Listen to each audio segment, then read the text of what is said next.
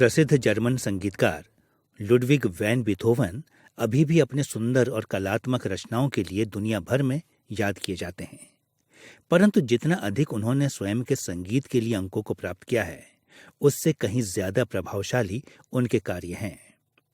जब हम यह याद करते हैं कि बीथोवन अपने लड़कपन से ही प्रगति करते हुए बहरेपन से दुख उठा रहे थे, तो सच्चाई तो यह है कि इस बात की जानकारी हमें और भी ज्यादा आश्चर्यजनक होने का अनुभव कराती है कि बीथोवन ने ऐसे समय में अपनी महान कृतियों को लिखा जब वह पूरी तरह से बहरे हो गए थे। बीथोवन के जीवन की पृष्ठभूमि को जानने के बाद उनका संगीत और अधिक प्रभावशाली बन जाता है। कई महत्वपूर्ण तरीकों से पवित्र शास्त्र की सराहना करना बीथोवन की सराहना करने जैसा ही है। जिस शक्ति और स्पष्टता से बाइबल की विभिन्न पुस्तकें परमेश्वर के प्रकाशन की घोषणा करती हैं, उन्हें देखना मुश्किल नहीं है। परंतु जब हम बाइबल के लेखकों की पृष्ठभूमि, उनके संसार, उनके जीवनों और उनके उद्देश्यों के बारे में जान जाते हैं, तो हमारी समझ और सराहना पवित्र शास्त्र के लिए और भी ज्यादा गहरी हो जाती है। प्रेरितों के काम की पुस्तक पर हमारी इस श्रृंखला का यह पहला अध्याय है। इस श्रृंखला में हम नए नियम की 5वीं पुस्तक का पता लगाएंगे, जिसे अक्सर प्रेरितों के काम या साधारणतया कार्य कहकर के बुलाया जाता है।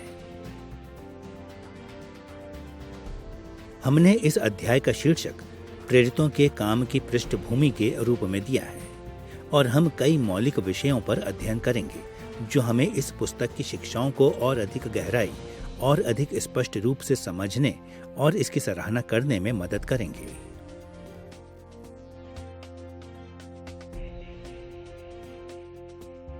हमारा यह अध्याय प्रेरितों के काम की पुस्तक की पृष्ठभूमि के 3 महत्वपूर्ण पहलुओं को स्पर्श करेगा। सबसे पहले हम पुस्तक के लेखक के रचयिता की जांच करेंगे। दूसरा, हम इसकी ऐतिहासिक समयावधि को देखेंगे और तीसरा, हम इसकी धर्म वैज्ञानिक पृष्ठभूमि का पता लगाएंगे। आइए लेखक के रचयिता पर देखने से आरंभ करें। पवित्र शास्त्र की अन्य सभी पुस्तकों की तरह ही प्रेरितों के काम की पुस्तक भी पवित्र आत्मा से प्रेरित थी, लेकिन इसकी दिव्य प्रेरणा हमारे द्वारा इसके मानवीय लेखकों के ऊपर हमारा ध्यान दिए जाने से कम नहीं होनी चाहिए। पवित्र आत्मा ने पवित्र शास्त्र के मौलिक लेखन को त्रुटि से मुक्त रखा, परंतु उसने फिर भी मानव लेखकों के व्यक्तित्व, पृष्ठभूमि और इरादों को प्रयोग किया। प्रेरितों के काम को पारंपरिक तौर पर लूका द्वारा लिखित माना जाता है, जो कि तीसरे सुसमाचार का लेखक है। परंतु न तो तीसरा सुसमाचार और न ही प्रेरितों के काम की पुस्तक विशेष रूप से लेखक के नाम का उल्लेख करती है। परिणाम स्वरूप हमें उन कारणों पर ध्यान देते हुए पुष्टि करनी चाहिए जो लूका को इसके रचयिता होने के परंपरागत दृष्टिकोण को स्वीकार करते हैं। हम प्रेरितों के काम के लेखक के रचयिता के 3 दृष्टिकोणों का पता लगाएंगे। सबसे पहले हम लूका के सुसमाचार के साथ प्रेरितों के काम की तुलना करेंगे। दूसरा, हम लूका का इसके रचयिता होने के बारे में आरंभिक कलीसियाई इतिहास और इसके गवाहों को लूका के विषय में जांच करेंगे। और तीसरा, हम नए नियम के अन्य पहलुओं पर संक्षेप में देखेंगे जो इस बात का संकेत देते हैं कि लूका ने ही इन पुस्तकों को लिखा है। आइए सबसे पहले लूका के सुसमाचार की ओर मुड़ें और यह देखें कि इससे प्रेरितों के काम के रचयिता के बारे में क्या सीखने को मिलता है। जब हम प्रेरितों के काम की पुस्तक की तुलना तीसरे सुसमाचार से करते हैं, तो 2 प्रकार की श्रेणी के प्रमाण दृढ़ता से एक व्यक्ति के द्वारा दोनों पुस्तकों के लिखे होने का सुझाव देते हुए उभरते हैं। एक तरफ तो स्पष्ट सूचनाएं सीधे ही जानकारी देती हैं, जो कि इस दिशा की ओर संकेत करती हैं। दूसरी ओर वहां पर अस्पष्ट प्रमाण भी हैं, जो इसकी शैली और इन पुस्तकों की सामग्री में निहित हैं। आइए हम स्पष्ट प्रमाणों से आरंभ करें जो यह संकेत देते हैं कि दोनों पुस्तकों का लेखक सामान्य तौर पर एक ही है।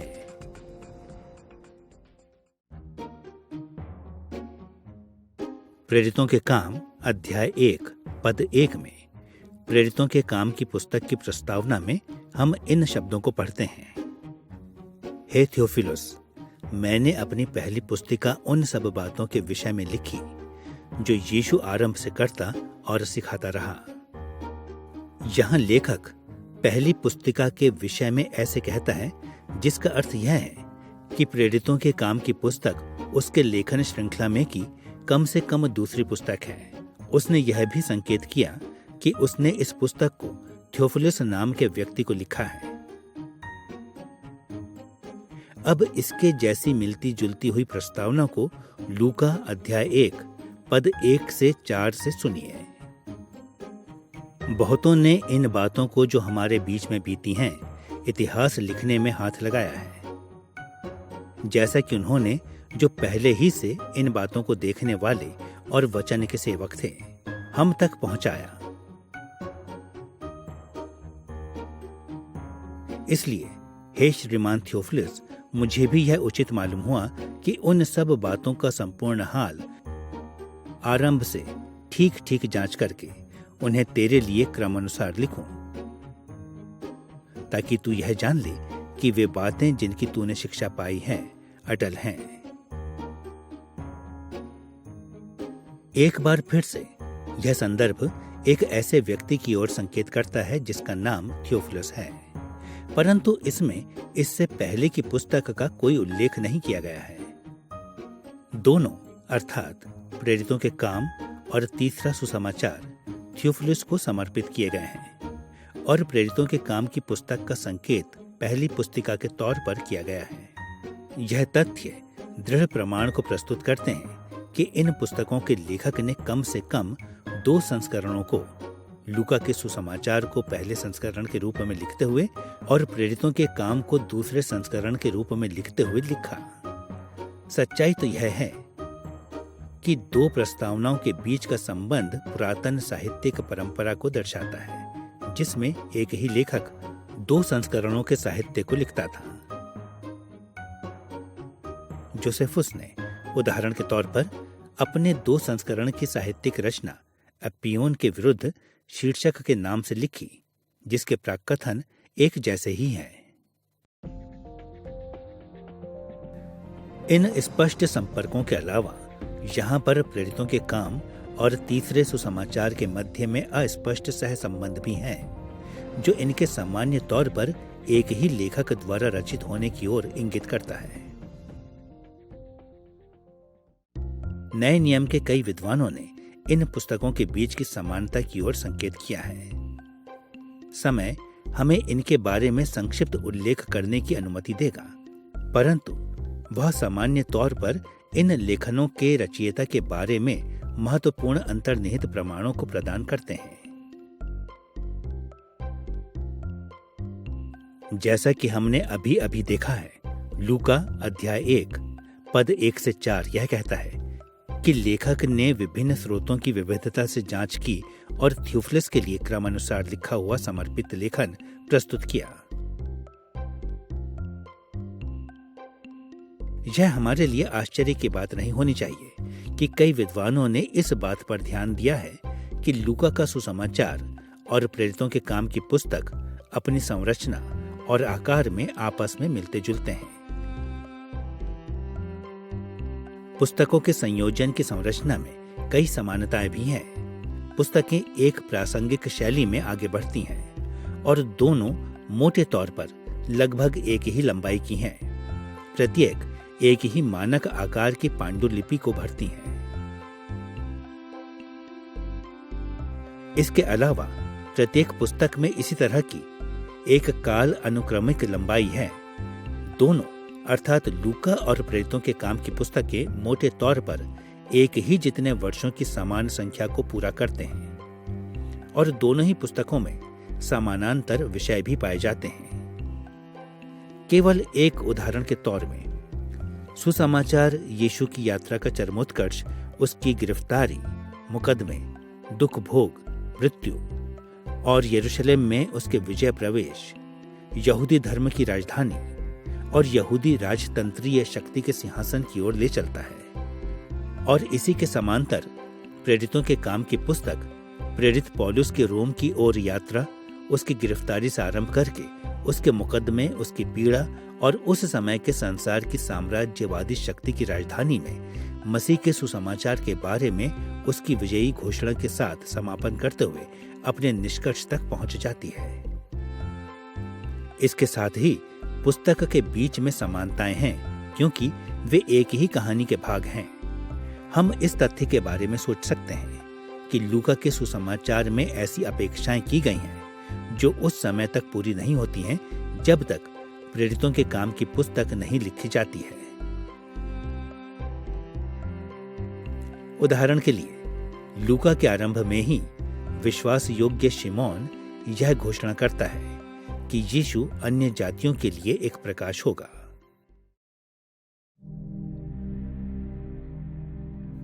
लूका अध्याय 2 पद 30 से 32 में उसके शब्दों को सुने। क्योंकि मेरी आंखों ने तेरे उद्धार को देख लिया है, जिसे तूने सब देश के लोगों के सामने तैयार किया है, कि वह अन्य जातियों को प्रकाश देने के लिए ज्योति और तेरे निज लोग इस्राएल की महिमा हो। लूका के सुसमाचार में यीशु की सेवकाई परमेश्वर के उद्धार और इस्राएल को दी हुई प्रतिज्ञा के बारे में उल्लेख करती है, परंतु हम केवल प्रेरितों के काम में परमेश्वर के उद्धार को अन्य जातियों के लिए प्रकाशन के प्रकाश के रूप में सेवारत होते हुए कार्य करता हुआ देखते हैं।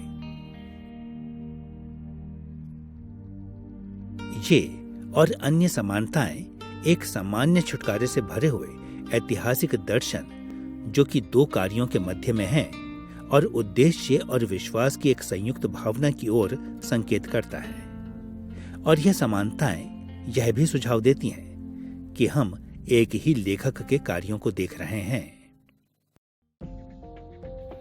क्योंकि अब हमने प्रेरितों के काम और लूका के सुसमाचार के लेखन के रचयिता के बारे में कुछ सामान्य प्रमाणों को देख लिया है। इसलिए हम अब आरंभ की कलीसिया के द्वारा प्रदान किए हुए प्रमाण की ओर ध्यान करने के लिए तैयार हैं। दूसरी से लेकर चौथी शताब्दी तक आरंभ की कलीसिया ने लूका के बारे में गवाही दी है, जो कि पौलुस के साथ सहयात्री था। वही दोनों अर्थात प्रेरितों के काम और लूका के सुसमाचार का लेखक था। हम संक्षेप में दो तरीकों से इस प्रमाण की जांच करेंगे। सबसे पहले हम बाइबल के बारे में और इसके प्रारंभिक लिखित पांडुलिपियों को देखेंगे, और दूसरा हम यह देखेंगे कि आरंभ की कलीसिया के अगुओं ने लूका के द्वारा लेखन किए जाने के बारे में क्या कहा। आइए हम कुछ प्राचीन पांडुलिपियों के प्रमाण के साथ आरंभ करते हैं। एक सबसे पुरानी पांडुलिपि पैपीरस के नाम से संदर्भित है, जिसका मिस्र में 1952 में पता चला था। यह पैपीरस पर लिखा था, जिसमें हमारे नए नियम के आरंभ की प्राचीन पांडुलिपि के प्रमाण सम्मिलित किए गए हैं। इसकी शायद ईस्वी सन 175 और 200 के बीच के किसी समय में नकल की गई थी, और इसमें लूका के सुसमाचार और यूहन्ना के सुसमाचार के बड़े हिस्से को सम्मिलित किया गया है। दो सुसमाचारों के पठन सामग्री के बीच में दो विषय वस्तु के विवरणों को लिखा है।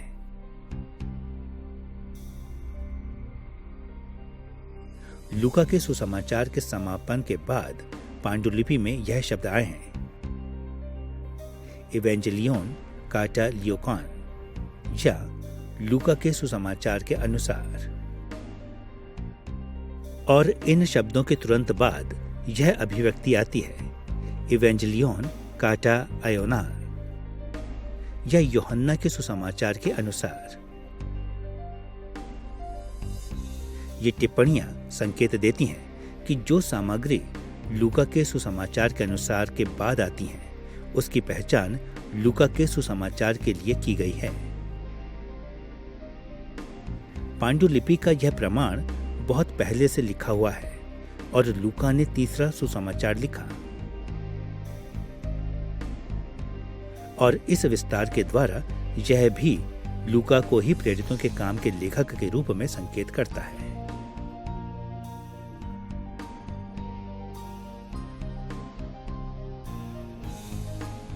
दूसरा, 170 से 180 ईस्वी सन के आसपास म्यूराटोरियन के टुकड़े पाए जाते हैं, जो कि नए नियम की पुस्तकों के बारे में सूची देने वाले सबसे प्राचीन जानकारी वाले दस्तावेज हैं, जिन्हें आरंभ की कलीसिया ने मानक माना है। लूका के सुसमाचार के लिए लूका के द्वारा रचित होने की पुष्टि हो जाने के बाद यह स्पष्ट रूप से संकेत करता है कि वही प्रेरितों के काम का भी लेखक है।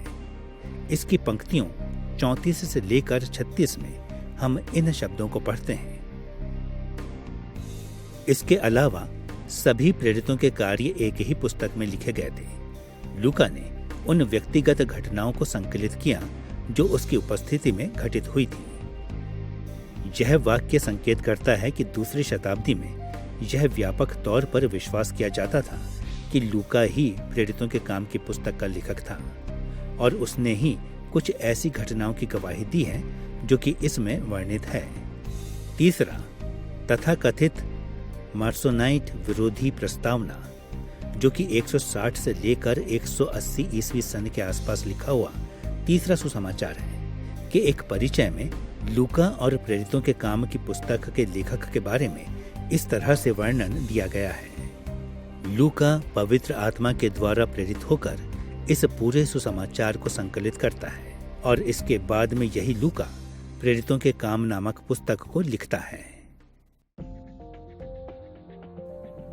इस आरंभिक पांडुलिपि के अलावा हमारे पास आरंभ की कलीसिया के अगुवों की गवाही भी है, जो यह संकेत करती है कि लूका ने ही तीसरे सुसमाचार और प्रेरितों के काम की पुस्तक को लिखा।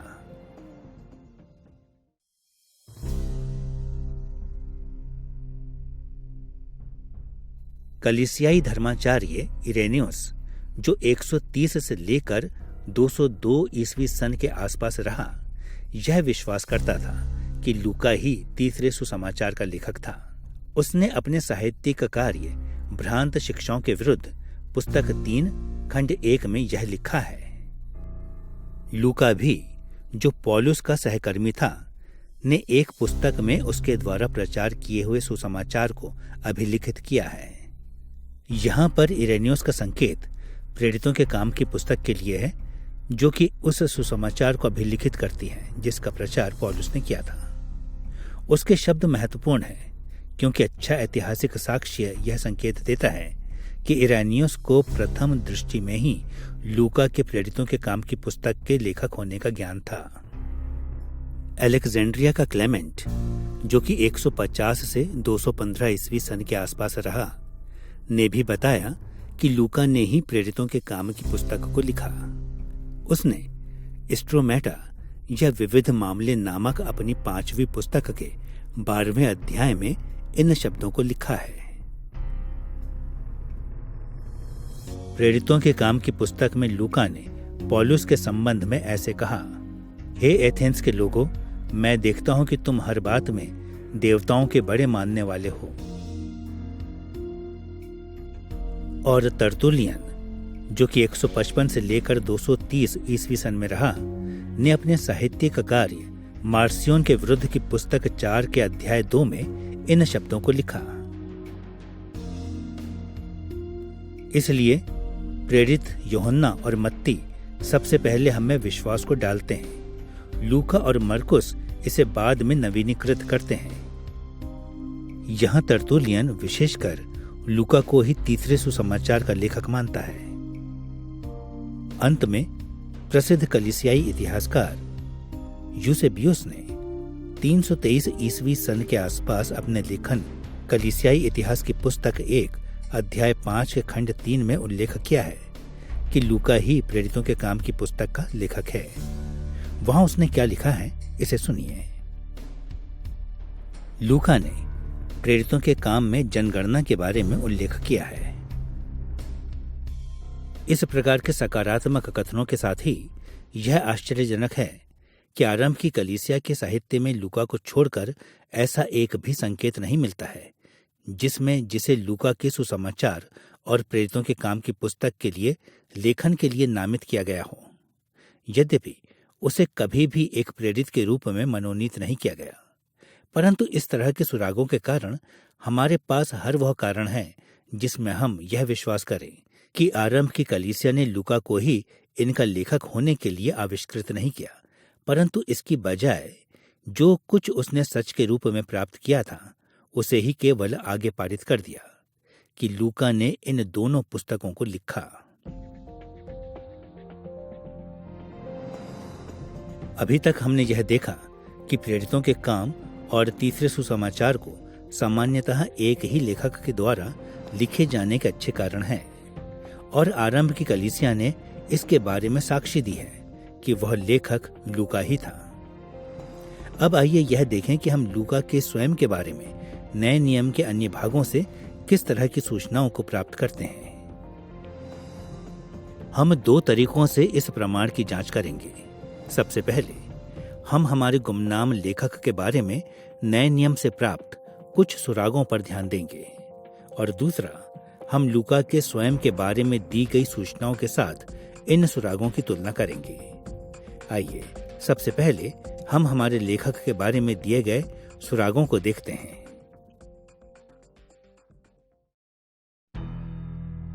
जैसा कि हमने पहले ही कहा कि प्रेरितों के काम की पुस्तक के लेखक ने स्वयं के नाम से कोई पहचान नहीं कराई है।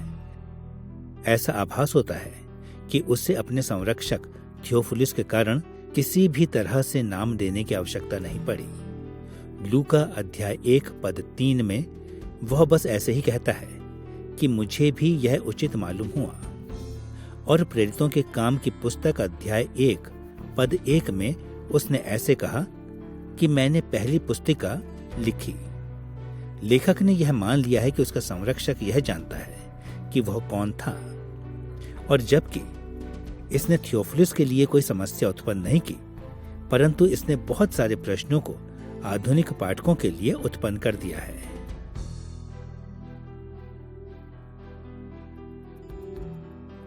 उसी समय में नए नियम में हमारे लेखक के बारे में कई बातों को बताया गया है। सबसे पहले वह प्रेरित नहीं था। सच्चाई तो यह है कि ऐसा जान पड़ता है कि वह यीशु के स्वर्गारोहण होने के बाद विश्वास में आया था। लूका के सुसमाचार अध्याय 1 पद 1 से 2 में दिए गए विवरणों को सुनिए। बहुतों ने उन बातों को जो हमारे बीच में बीती हैं इतिहास लिखने में हाथ लगाया है, जैसा कि उन्होंने जो पहले ही से इन बातों को देखने वाले और वचन के सेवक थे हम तक पहुंचाया।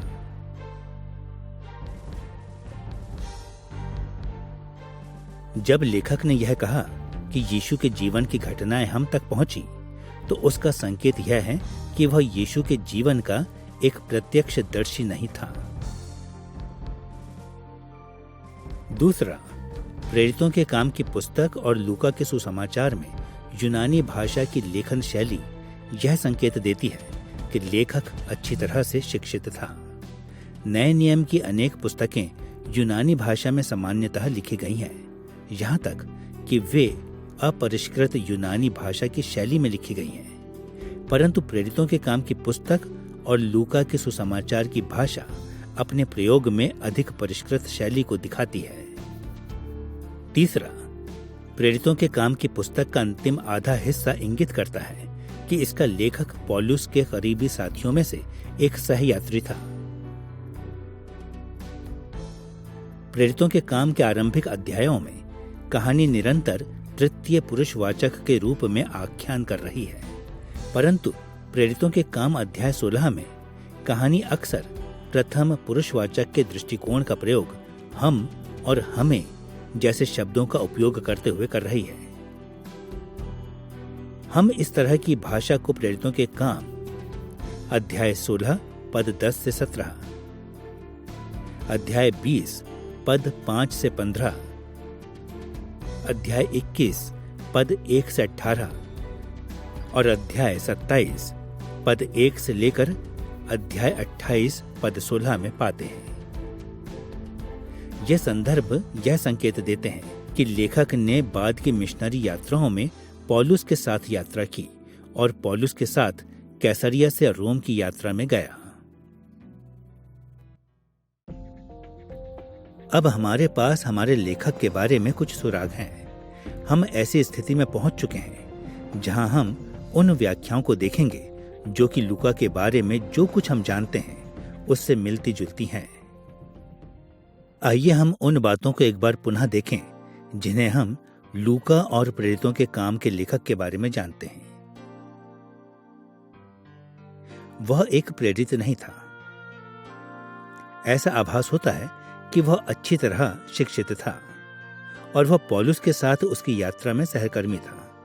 इन वर्णनों को हम जो कुछ लूका के बारे में जानते हैं से कैसे तुलना कर सकते हैं? ठीक है, सबसे पहले लूका एक प्रेरित नहीं था। प्रेरितों ने कलीसिया के लिए नींव की भूमिका को अदा करते हुए मसीह के विशेष अधिकार को उसके बदले में प्रयोग करते हुए कलीसिया की स्थापना की और इसे किसी भी प्रकार की गलती और परेशानी से सुरक्षित किया। और प्रेरितों के काम अध्याय 1 पद 21 से 22 के अनुसार प्रेरितों को यीशु ने स्वयं ही प्रशिक्षित किया था। परंतु लूका ने यीशु के साथ कभी भी व्यक्तिगत तौर पर मुलाकात नहीं की थी और न ही इस तरह के अधिकार उसके पास होने का दावा किया था जो कि प्रेरितों से संबंधित था। इसकी बजाय वह तो पौलुस की मिशनरी यात्राओं में सहायता करने वाला एक सदस्य मात्र था।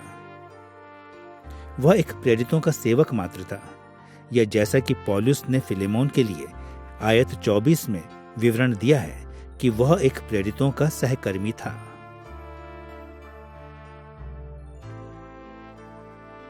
दूसरा, यह भी संभावना है कि लूका अच्छी तरह से शिक्षित था।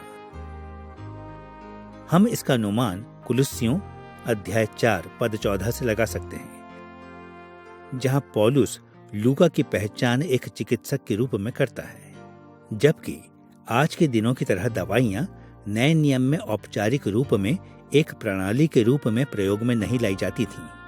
इसके लिए एक व्यक्ति में कौशल और योग्यता का होना बहुत जरूरी था। तीसरा, लूका पौलुस के साथ यात्रा करने वाला एक सहकर्मी था। प्रेरित पौलुस कुलुस्सियों अध्याय 4 पद 14, दूसरा तीमुथियुस अध्याय 4 पद 11 और फिलेमोन आयत 24 में उल्लेख करता है कि लूका उसके साथ यात्रा करता था। हम प्रेरितों के काम के लेखक के विषय को इस तरह से सारांशित कर सकते हैं। विस्तृत मात्रा में ऐतिहासिक साक्ष्य यह इंगित करते हैं कि प्रेरितों के काम की पुस्तक का लेखक लूका ही है। आरंभ की कलीसिया के साक्ष्य निरंतर लूका को ही इसके लेखक होने का जिम्मेवार मानते हैं और बाइबल का विवरण निरंतर इसी विचार में बना हुआ है। इन प्रमाणों के प्रकाश में हमारे पास वे सभी अच्छे कारण हैं कि हम यह विश्वास करें कि लूका ही दोनों अर्थात तीसरे सुसमाचार और प्रेरितों के काम की पुस्तक का लेखक था।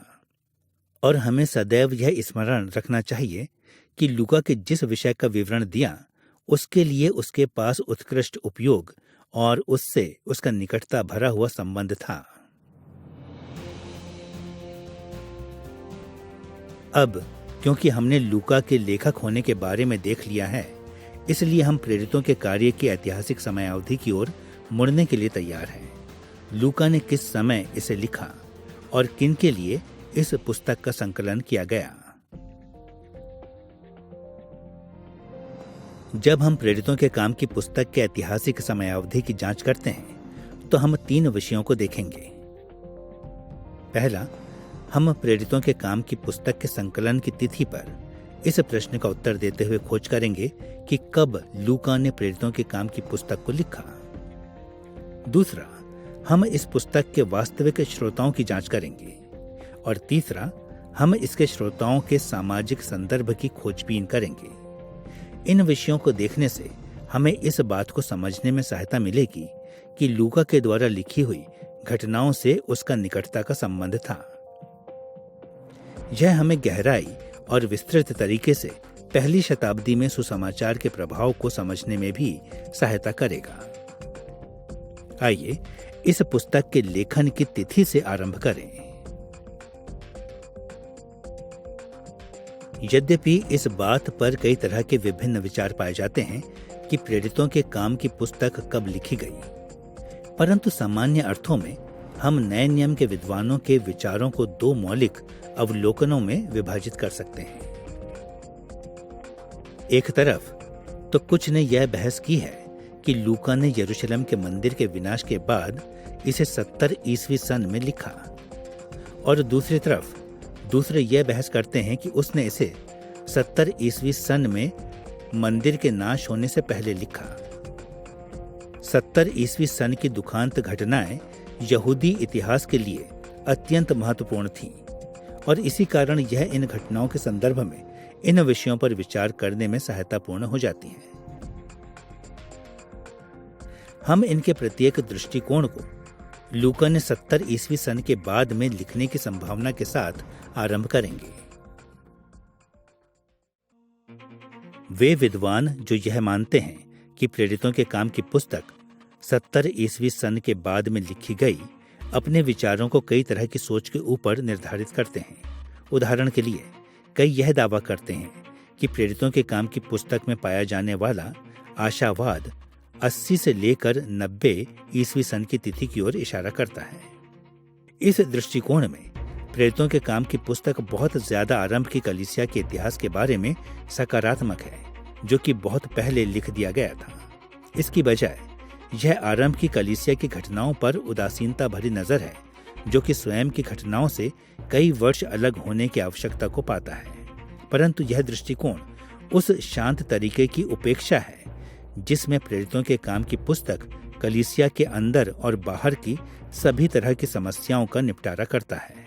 अधिकांश भाग के लिए वे जो यह विश्वास करते हैं कि प्रेरितों के काम की पुस्तक 70 ईस्वी सन के बाद में लिखी गई, ऐसा इसलिए करते हैं क्योंकि वे यह विश्वास करते हैं कि प्रेरितों के काम की पुस्तक की कुछ सामग्री यहूदी इतिहासकार जोसेफुस के लेखन के ऊपर आधारित है। जोसेफुस के संबंधित लेखन 79 ईस्वी सन से पहले संकलित किए गए थे और 85 ईस्वी सन से पहले विस्तृत रूप में उपलब्ध नहीं हो सकते थे। इसलिए वे जो यह विश्वास करते हैं कि प्रेरितों के काम की पुस्तक जोसेफुस के साहित्य के ऊपर निर्भर करती है, वह यह सार निकालते हैं कि प्रेरितों के काम की पुस्तक 79 ईस्वी से पहले नहीं लिखी गई और संभवतः 85 ईस्वी सन के आसपास लिखी गई। जो इस तरह की विचारधारा की वकालत करते हैं, उन्होंने प्रेरितों के काम और जोसेफुस द्वारा लिखित साहित्य के मध्य में कई संपर्कों की ओर संकेत किया है। हम उनमें से केवल 4 संपर्कों को ही स्पर्श करेंगे जिनका उन्होंने उल्लेख किया है। पहला, प्रेरितों के काम अध्याय 5 पद 36 एक यहूदी क्रांतिकारी थियोदास की ओर इशारा करता है, जिसके बारे में जोसेफुस की 20वीं पुस्तक एंटिक्विटीज अर्थात प्राचीन काल का इतिहास के 97वें खंड में दर्शाया गया है। दूसरा, प्रेरितों के काम अध्याय 5 पद 37 गलील के क्रांतिकारी यहूदा का उल्लेख करता है, जो कि जोसेफुस की दूसरी पुस्तक यहूदी लड़ाइयों के 117वें और 118वें खंड में तथा उसकी 18वें पुस्तक एंटिक्विटीज अर्थात प्राचीन काल का इतिहास के 1 से लेकर 8वें खंड में प्रकट होता है।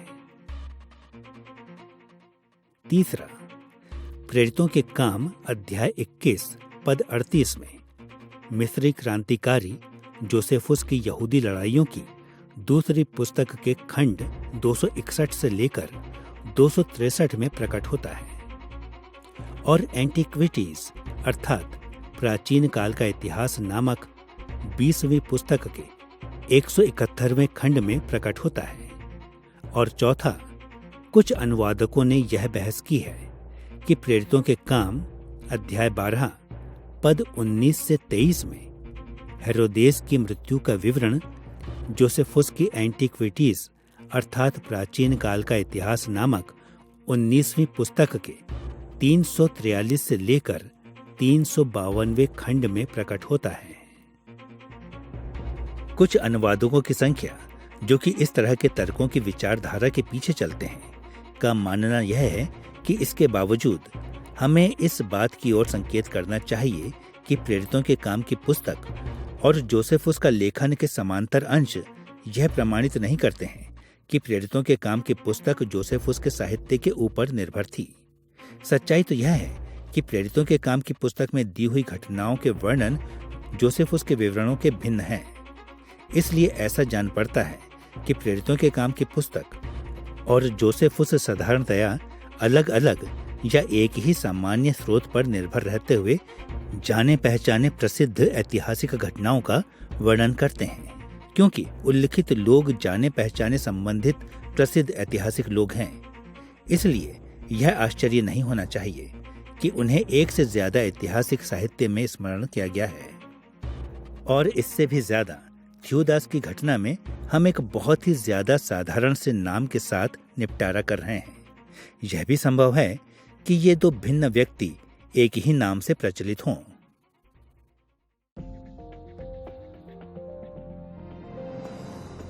प्रेरितों के काम की पुस्तक की तिथि पर दूसरा प्रमुख दृष्टिकोण यह है कि इसे 70 ईस्वी सन में मंदिर के विनाश से पहले लिखा गया। इस पहले लिखे जाने की तिथि के पक्ष में कई प्रमाण हैं, परंतु हमारे उद्देश्य की प्राप्ति के लिए हम प्रेरितों के काम की पुस्तक में अंतिम दृश्य पर अपना ध्यान केंद्रित करते हुए अपने सारांश को प्राप्त करेंगे।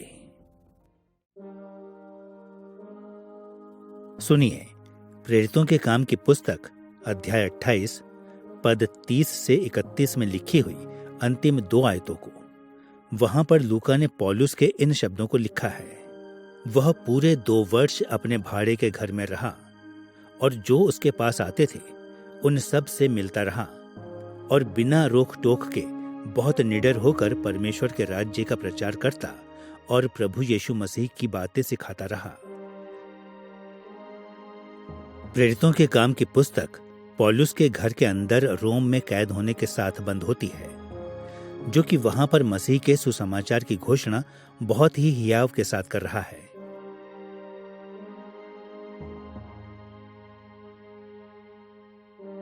यह अंत इस महत्वपूर्ण विश्वास का साक्ष्य है कि प्रेरितों के काम 70 ईस्वी सन से पहले लिखी गई। पहला, लूका का पौलुस की सेवकाई के बारे में विवरण एक महत्वपूर्ण घटना के साथ रुक जाता है, जो कि 64 ईस्वी सन में घटित हुई। 64 ईस्वी सन में सम्राट नीरो ने मसीहियों पर रोम में आग लगा देने का दोष लगा दिया था और मसीहियों को सताना आरंभ किया था। यह आश्चर्य की बात होगी कि लूका इतनी बड़ी घटना का उल्लेख नहीं करे। यदि यह उसके जीवन काल में ही घटित हुई हो, तब जबकि प्रेरितों के काम की पुस्तक लिख ली गई हो। दूसरा, पौलुस के बारे में सोचा जाता है कि वे सम्राट नीरो के द्वारा कलीसिया पर लाए गए सताव के कारण शहीद हुआ था, संभावित 65 ईस्वी सन में या उसके कुछ देर बाद में। यदि प्रेरितों के काम की पुस्तक इससे पहले लिख ली गई थी, तो यह लगभग निश्चित है कि यह पौलुस की शहादत के बारे में अवश्य उल्लेख करती, क्योंकि वो इस पुस्तक का एक सबसे अत्यंत महत्वपूर्ण चरित्र है। तीसरा, जब यहूदी मंदिर को यरूशलेम में 70 ईस्वी सन में नाश किया गया था, तो उसने यहूदियों और कलीसिया में आए हुए अन्य जातियों के बीच के संबंधों पर गहरा प्रभाव डाला था। प्रेरितों के काम की पुस्तक कई स्थानों पर इन संबंधों के बारे में ध्यान आकर्षित करती है। इसलिए यह संभावना अत्यंत कम है कि प्रेरितों के काम की पुस्तक मंदिर के विनाश की घटना को छोड़ देती, यदि यह उसके समय में घटित हो जाती। इस तरह के तथ्यों के प्रकाश में यह सार सबसे उत्तम है कि लूका ने प्रेरितों के काम की पुस्तक को पौलुस की बंदी गृह में और रोम में उसकी सेवकाई, जो कि 60 से लेकर 62 ईस्वी सन में रही थी, जो इस पुस्तक का अंतिम ऐतिहासिक विवरण है, में लिखा था। प्रेरितों के काम की पुस्तक की इस आरंभिक तिथि की इस समझ को ध्यान में रखते हुए हमें अब प्रेरितों के काम की पुस्तक की ऐतिहासिक समयावधि की दूसरी विशेषता की ओर मुड़ना चाहिए, जो कि लूका के लेखन के वास्तविक श्रोतागण हैं। जिन श्रोतागणों की जागरूकता को लूका चाहता था कि उसकी पहुंच लूका के द्वारा लिखित साहित्य प्रेरितों के काम की पुस्तक को समझने के लिए महत्वपूर्ण है। हम प्रेरितों के काम की पुस्तक के वास्तविक श्रोतागणों के दो तरीकों से खोजबीन करेंगे। पहला, हम थियोफिलुस को लिखे गए स्पष्ट समर्पण को देखेंगे और दूसरा, हम इस संभावना को देखेंगे कि यह पुस्तक विस्तृत श्रोतागणों तक पहुंचने की चाहत से लिखी गई थी। आइए हम लूका के सबसे पहले पाठक थियोफिलुस के साथ आरंभ करें। लूका अपनी प्रस्तावना में थियोफिलुस, जो कि उसका संरक्षक है, वह जिसने उसके लिखने के लिए अधिकृत किया था, को समाविष्ट करता है। जैसा कि हमने लूका अध्याय 1 पद 3 और प्रेरितों के काम अध्याय 1 पद 1 में देखा, लूका ने उसके कार्य को थियोफिलुस को समर्पित किया। इससे आगे लूका अध्याय 1 पद 3 में लूका ने थियोफिलुस को हे श्रीमान थियोफिलुस कहकर पुकारा है। लूका ने इन शब्दों हे श्रीमान या यूनानी में कर्टिस्टोस को सम्मान के लिए अभिव्यक्त किया है। इस शब्दावली ने बहुतों को यह विश्वास करने में मजबूर कर दिया है कि थियोफिलुस एक बहुत ही ज्यादा धनवान संरक्षक था। परंतु लूका और थियोफिलुस के बीच के संबंध मात्र संरक्षण की तुलना में अधिक जटिल था। लूका और प्रेरितों के काम की पुस्तक को पढ़ने के बाद थियोफिलुस लूका का विद्यार्थी बन गया। हम इसे लूका के सुसमाचार की प्रस्तावना में लूका के थियोफिलुस के साथ संबंधों के इस पहलू को देख सकते हैं। लूका अध्याय 1 पद 3 से 4 में हम इन शब्दों को पढ़ते हैं। इसलिए हे श्रीमान थियोफिलुस, मुझे भी यह उचित मालूम हुआ कि उन सब बातों का संपूर्ण हाल आरंभ से ठीक ठीक जांच करके उन्हें तेरे लिए क्रमानुसार लिखूं, कि तू यह जान ले कि ये बातें जिनकी तूने शिक्षा पाई है कैसी अटल हैं। जैसा कि यह संदर्भ संकेत करता है, लूका की पुस्तक हिस्सों में रूपरेखित हुई थी ताकि थियोफिलुस बातों की निश्चितता के बारे में जान सके जैसी उसे सिखाई गई थी। सामान्य तौर पर कहना, लूका ने इन्हें थियोफिलुस को निर्देश देने के लिए लिखा।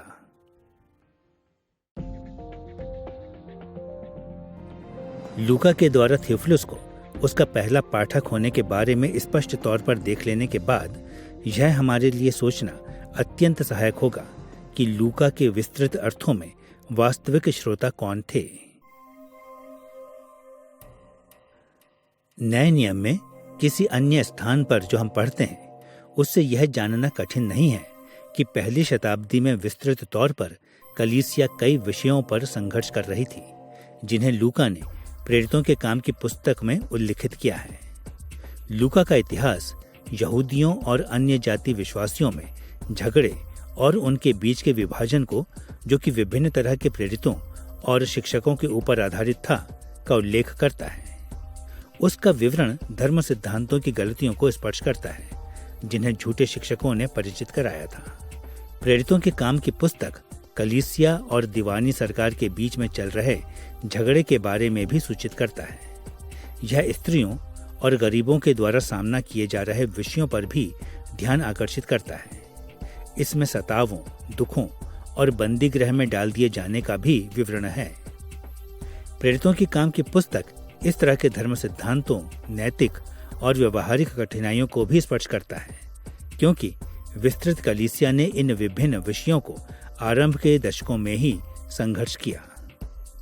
क्योंकि लूका ने इन विषयों को विस्तृत रूप से संबोधित करने के लिए प्रेरितों के काम की पुस्तक को लिखा, इसलिए यह अनुमान लगाना सही होगा कि उसका इरादा कई भिन्न विश्वासियों द्वारा इसे पढ़े जाने का रहा था। उसे चिंता यह थी कि वह दोनों अर्थात थियोफिलुस और आरंभ की कलीसिया में आई हुई कई चुनौतियां जिनका वे सामना कर रहे थे, में सहायता दे। प्रेरितों के काम की पुस्तक की तिथि और वास्तविक श्रोताओं पर ध्यान दे लेने के बाद हम अब इस बात को संबोधित करने के लिए तैयार हैं, जो कि लूका के कार्य का सामान्य सामाजिक संदर्भ है। ऐसा संसार जिसमें प्रेरितों के काम की पुस्तक को लिखा गया।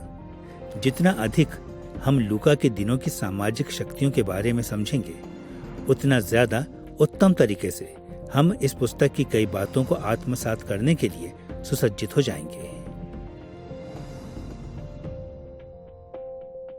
हम पहली शताब्दी की कलीसिया के जीवन के दो केंद्रीय गुणों को देखते हुए प्रेरितों के काम की पुस्तक के सामाजिक संदर्भ की खोजबीन करेंगे। पहला, रोमी साम्राज्य का शासन और शक्ति, और दूसरा, कलीसिया और यहूदियों के बीच नया संबंध। आइए सबसे पहले रोमी साम्राज्य को देखें। जब तक लूका ने प्रेरितों के काम की पुस्तक को लिख लिया था, उस समय तक रोमी साम्राज्य ने पूरे भूमध्य संसार पर विजय प्राप्त कर इसे अपने नियंत्रण में कर लिया था और इसने अपने साम्राज्य को वर्तमान के ब्रिटेन, उत्तरी अफ्रीका और एशिया के कुछ भागों तक विस्तार कर लिया था। आरंभ की कलीसिया के दिनों में साम्राज्य अभी भी विस्तार कर रहा था, जिसमें अधिक से अधिक लोग और क्षेत्र इसके साथ जुड़ते जा रहे थे। ऐसा इसलिए था क्योंकि रोमी साम्राज्य ने समाज के सभी पहलुओं को अपने विशिष्ट रोमी मूल्यों, लक्ष्यों और विश्वास के साथ गहराई से प्रभावित किया। बिना किसी शक के जीते हुए प्रदेशों के ऊपर रोमी साम्राज्य के सबसे बड़े प्रभाव राजनीतिक और आर्थिक थे। रोमी साम्राज्य की प्रमुख राजनीतिक दिलचस्पियों में एक मुख्य साम्राज्य के भीतर शांति और विश्वास योग्यता को सुनिश्चित करने के लिए स्थानीय अधिकारियों के ऊपर शक्तिशाली नियंत्रण करना था।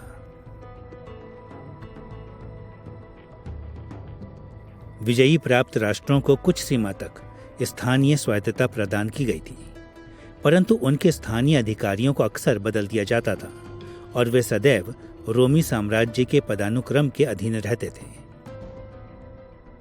उदाहरण के लिए, प्रेरितों के काम की पुस्तक कैसरिया दो रोमी राज्यपालों अर्थात फेलिक्स और फेस्तुस के बारे में उल्लेख करती है, जिन्होंने यहूदिया की सारी भूमि पर कैसरिया से शासन किया।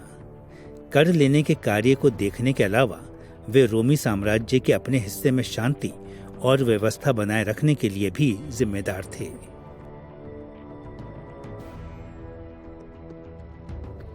साम्राज्य ने भी विजय प्राप्त देशों की जनसंख्या में रोमन नागरिकों के एकीकरण के माध्यम से सांस्कृतिक और राजनीतिक प्रभाव का प्रयोग किया।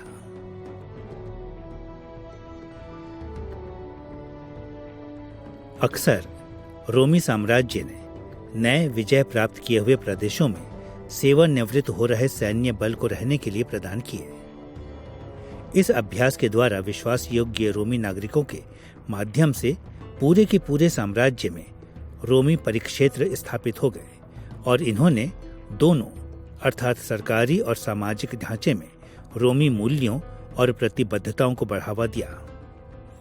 यही कारण है कि प्रेरितों के काम की पुस्तक समय समय पर रोम के लोगों का उल्लेख करती है, जिसे हम पेंतेकुस्त के दिन के आरंभ में ही प्रेरितों के काम अध्याय 2, 10 से 11 में पढ़ते हैं कि वहां पर रोम से आए हुए लोग थे, दोनों अर्थात यहूदी और यहूदी धर्म में धर्मांतरित। एक बार फिर कुरनेलियुस, जो कि प्रेरितों के काम अध्याय 10 में परमेश्वर से डरने वाला एक सूबेदार था, प्रेरितों के काम में सुसमाचार को फैलाने में एक महत्वपूर्ण भूमिका अदा करता है। इसके अलावा स्थानीय संस्कृतियां रोम के लोक निर्माण जैसे कि सड़कों, विस्तृत इमारतों और सार्वजनिक बैठकों के स्थानों से प्रभावित थे। पौलुस और अन्य जिन्होंने उसके साथ मिशनरी यात्राओं में प्रयास किए, इन्होंने रोमी शासन के इस पहलू की व्याख्या की है। प्रेरितों ने इन सार्वजनिक स्थानों का प्रयोग सुसमाचार का प्रचार करने के लिए किया, जब वे यात्रा करते हुए एक स्थान से दूसरे स्थान पर कूच करते थे। शायद रोमी साम्राज्य की सबसे महत्वपूर्ण विशेषता आरंभ की कलीसिया के लिए विजय प्राप्त लोगों के धर्मों के ऊपर इसका प्रभाव था। लूका के लेखन के समय में एक व्यक्ति पूरे रोमन साम्राज्य के केंद्र में खड़ा था। वह कैसर था। सम्राट या कैसर को न केवल उसके लोगों और क्षेत्र के ऊपर देवता के रूप में देखा जाता था, बल्कि लोगों के लिए सोटेर या उद्धारक के रूप में भी देखा जाता था। कैसर उसके लोगों को अराजकताओं और अंधकारों में से बाहर निकालता था। रोमी प्रचार के अनुसार कैसर अराजकता और अंधकार से अपने लोगों को छुटकारा देता था और रोमन साम्राज्य को स्थानीय राजाओं के अत्याचार से लोगों को मुक्त कराने के लिए और प्रत्येक रोम के उदार नियम के अधीन लाने के द्वारा अपने उद्धार को विस्तार किए जाने के रूप में प्रस्तुत किया गया था। बहुत सारे स्थानों में विजयी लोगों को उनकी धार्मिक प्रथाओं को पालन करते रहने की अनुमति दी गई थी, परंतु उन्हें कैसर और पारंपरिक रोमी देवताओं की श्रेष्ठता को भी स्वीकार करना आवश्यक था। अब कई तरह से पहली शताब्दी में यहूदी और मसीही विश्वासी रोम के सबसे सम्मानजनक नागरिक थे, परंतु विश्वास योग्य यहूदियों और मसीही विश्वासियों ने रोमी धर्म की सर्वोच्चता को स्वीकार करने से इनकार कर दिया था। रोमी साम्राज्य ने यहूदी धर्म को लिजियो लिक्टिका या कानूनी धर्म के रूप में नामित किया और जहां तक संभव हो मसीही विश्वास को सहन किया, यद्यपि इसने फिर भी दोनों समूहों के लोगों को दमित किया। सरकार, जनसंख्या, लोक निर्माण और धर्म के अपने नियंत्रण के माध्यम से रोम ने हर स्थान पर अपने प्रभाव का प्रसार करने का जहां तक संभव था प्रयास किया। अब क्योंकि हमने प्रेरितों के काम की पुस्तक के सामाजिक संदर्भ को रोमी साम्राज्य के प्रभाव के प्रकाश में देख लिया है, इसलिए अब हम उस सामाजिक स्थिति के एक और महत्वपूर्ण आयाम की जांच के लिए तैयार हैं, जिसमें लूका ने इसे लिखा। अविश्वासी यहूदियों और आरंभिक मसीही विश्वासियों में बीच का संबंध। हम पहले यहूदियों और आरंभ की कलीसिया दोनों के बीच के संबंध को उनके बीच में घनिष्ठ संबंध पर और दूसरा उनके बुनियादी मतभेद की खोज करते हुए ध्यान देते हुए विचार करेंगे। आइए इन दो समूहों के बीच आपसी संपर्कों के साथ आरंभ करते हैं। आरंभ की कलीसिया ने यहूदी लोगों के साथ एक विरासत को साझा किया। जैसा कि स्पष्ट है, आधुनिक संसार में हमें अक्सर स्वयं को स्मरण दिलाना होता है कि यीशु यहूदी था।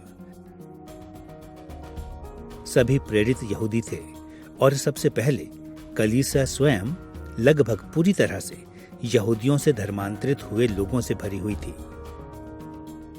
इस कारण यह आश्चर्यजनक बात नहीं है कि आरंभ की कलीसिया के मन में प्रतिज्ञात यहूदी मसीह के प्रति विश्वास योग्यता यहूदीवाद की इसी एक निश्चित सच्चाई में निहित थी।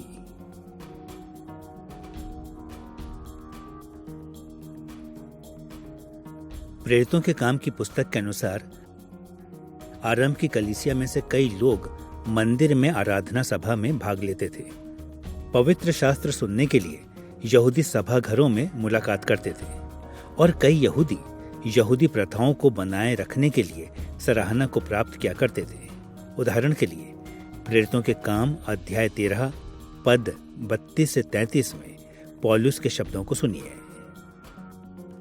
और हम तुम्हें उस प्रतिज्ञा के विषय में जो बाप दादों से की गई थी यह सुसमाचार सुनाते हैं।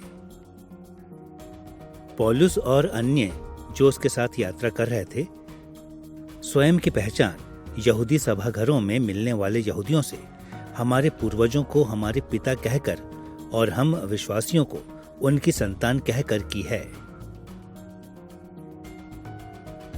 इसके अतिरिक्त आरंभ की कलीसिया और यहूदी समाज बड़े पैमाने पर एक ही पवित्र शास्त्र के प्रति प्रतिबद्ध थे। प्रेरितों के काम की पुस्तक में मसीही विश्वासी निरंतर पवित्र शास्त्र का उपयोग करते रहे हैं जब भी वे यहूदी संदर्भों में सुसमाचार का प्रचार करते थे।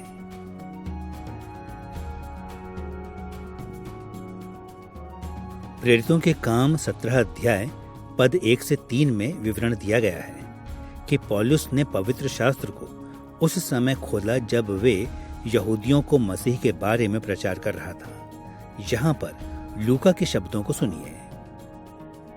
फिर वे अम्फिपुलिस और अपुल्लोनिया होकर थिस्सलुनीके में आए, जहाँ यहूदियों का एक आराधनालय था।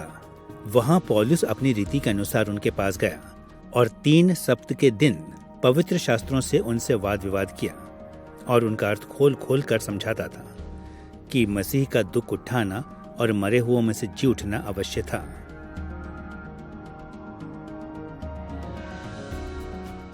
इसके अलावा मसीहियत और यहूदी धर्म के बीच घनिष्ठ संबंध यहूदी अधिकारियों और आरंभ की कलीसिया के बीच आपस में महत्वपूर्ण तरीके से पारस्परिक क्रियाओं के द्वारा हुआ।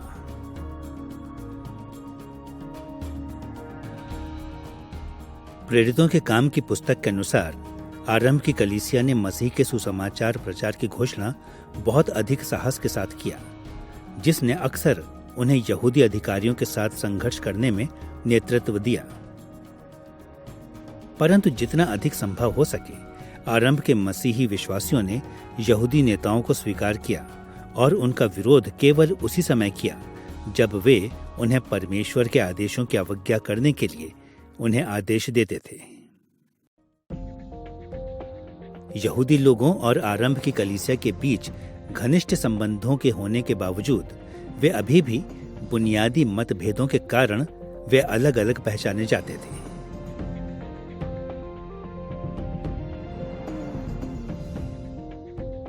सबसे पहले और सबसे मौलिक मसीही विश्वासी और अविश्वासी यहूदी यीशु के व्यक्तित्व और उसके कार्यों पर असहमत थे।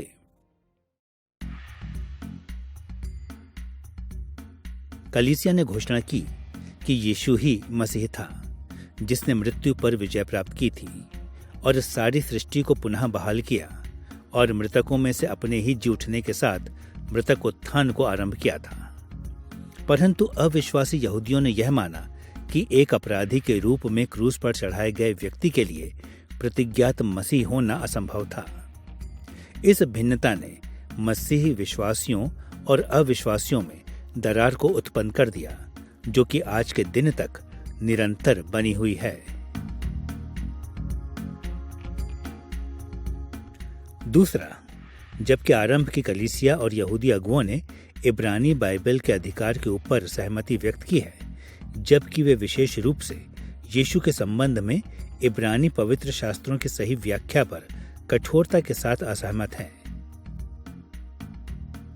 आरंभ की कलीसिया ने विश्वास किया कि इब्रानी पवित्र शास्त्रों में आने वाले मसीह के लिए की गई आशा यीशु में पूरी हो गई है, परंतु अविश्वासी यहूदियों ने इस समझ को स्वीकार करने से इनकार कर दिया।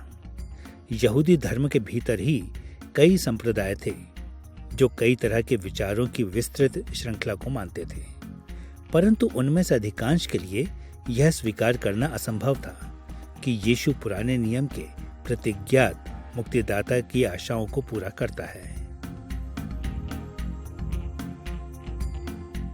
तीसरे स्थान पर पहली शताब्दी के आरंभ की कलीसिया और यहूदी लोग इस बात में मतभेद रखते थे कि उनका अन्य जातियों के प्रति दृष्टिकोण कैसा था।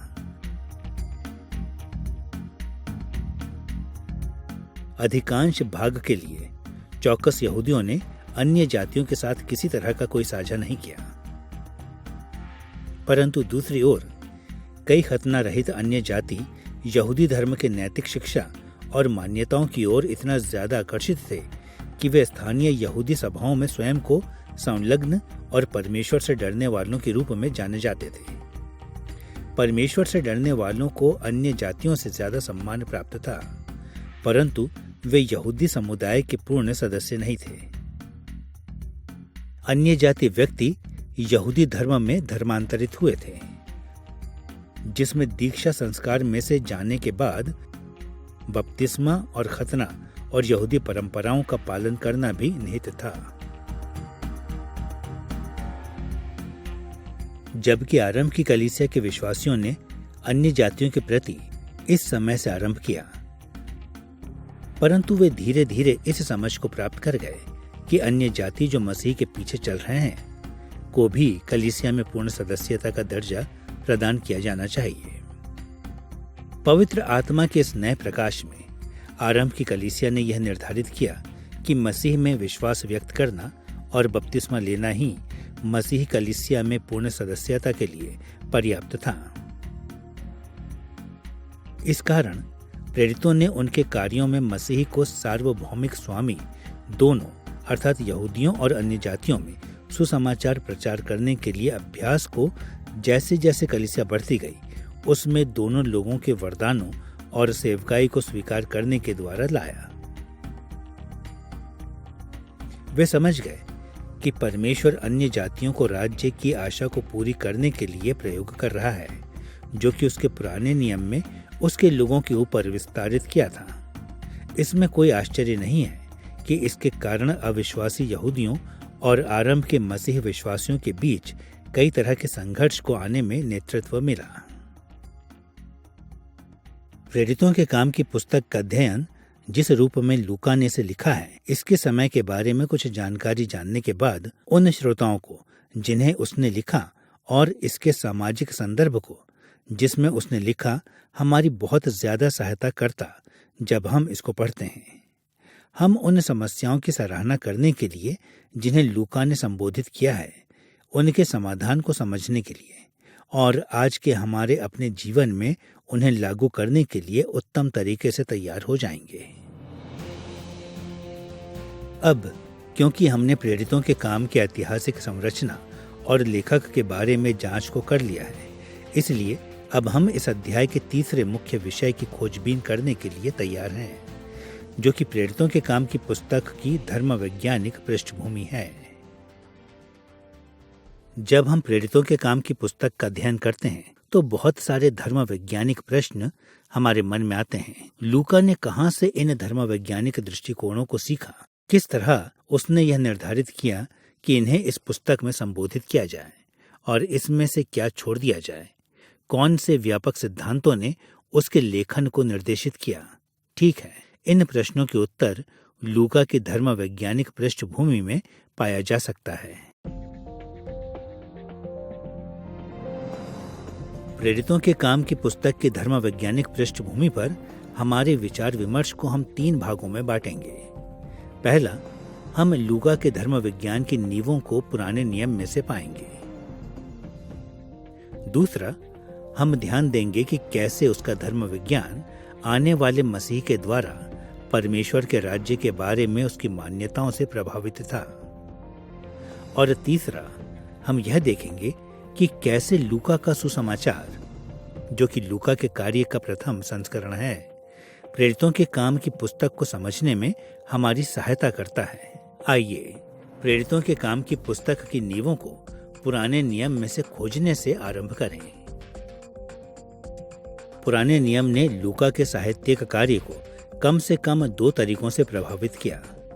सबसे पहले स्थान पर लूका सामान्य तौर पर पुराने नियम के इतिहास के प्रति दृष्टिकोण से बहुत ज्यादा गहराई से प्रभावित था और दूसरे स्थान पर वह विशेष तौर पर इस्राएल के इतिहास में इसके प्रयोग को लेकर बहुत ज्यादा गहराई से प्रभावित था। आइए सबसे पहले यह देखें कि कैसे पुराना नियम इतिहास पर सामान्य रूप में लूका के धर्म विज्ञान को सूचित करता है। 17वीं शताब्दी के प्रसिद्ध मसीही विश्वासी दार्शनिक ब्लेज पास्कल ने अपने प्रसिद्ध साहित्यिक कार्य पेंसिस में उन 3 महान सत्यों की बात की है जिन्हें मनुष्य के पूरे इतिहास में मान्यता दी गई है। सबसे पहले वह सृष्टि की महिमा और सौंदर्य के बारे में इंगित करता है। वह आश्चर्य जो ब्रह्मांड में व्याप्त है, क्योंकि परमेश्वर ने सब बातों को अच्छा बनाया है। दूसरा, वह सृष्टि की मूल महिमा और अपने वर्तमान दुख और भ्रष्टाचार के बीच आश्चर्यचकित करने वाले संघर्ष की बात करता है।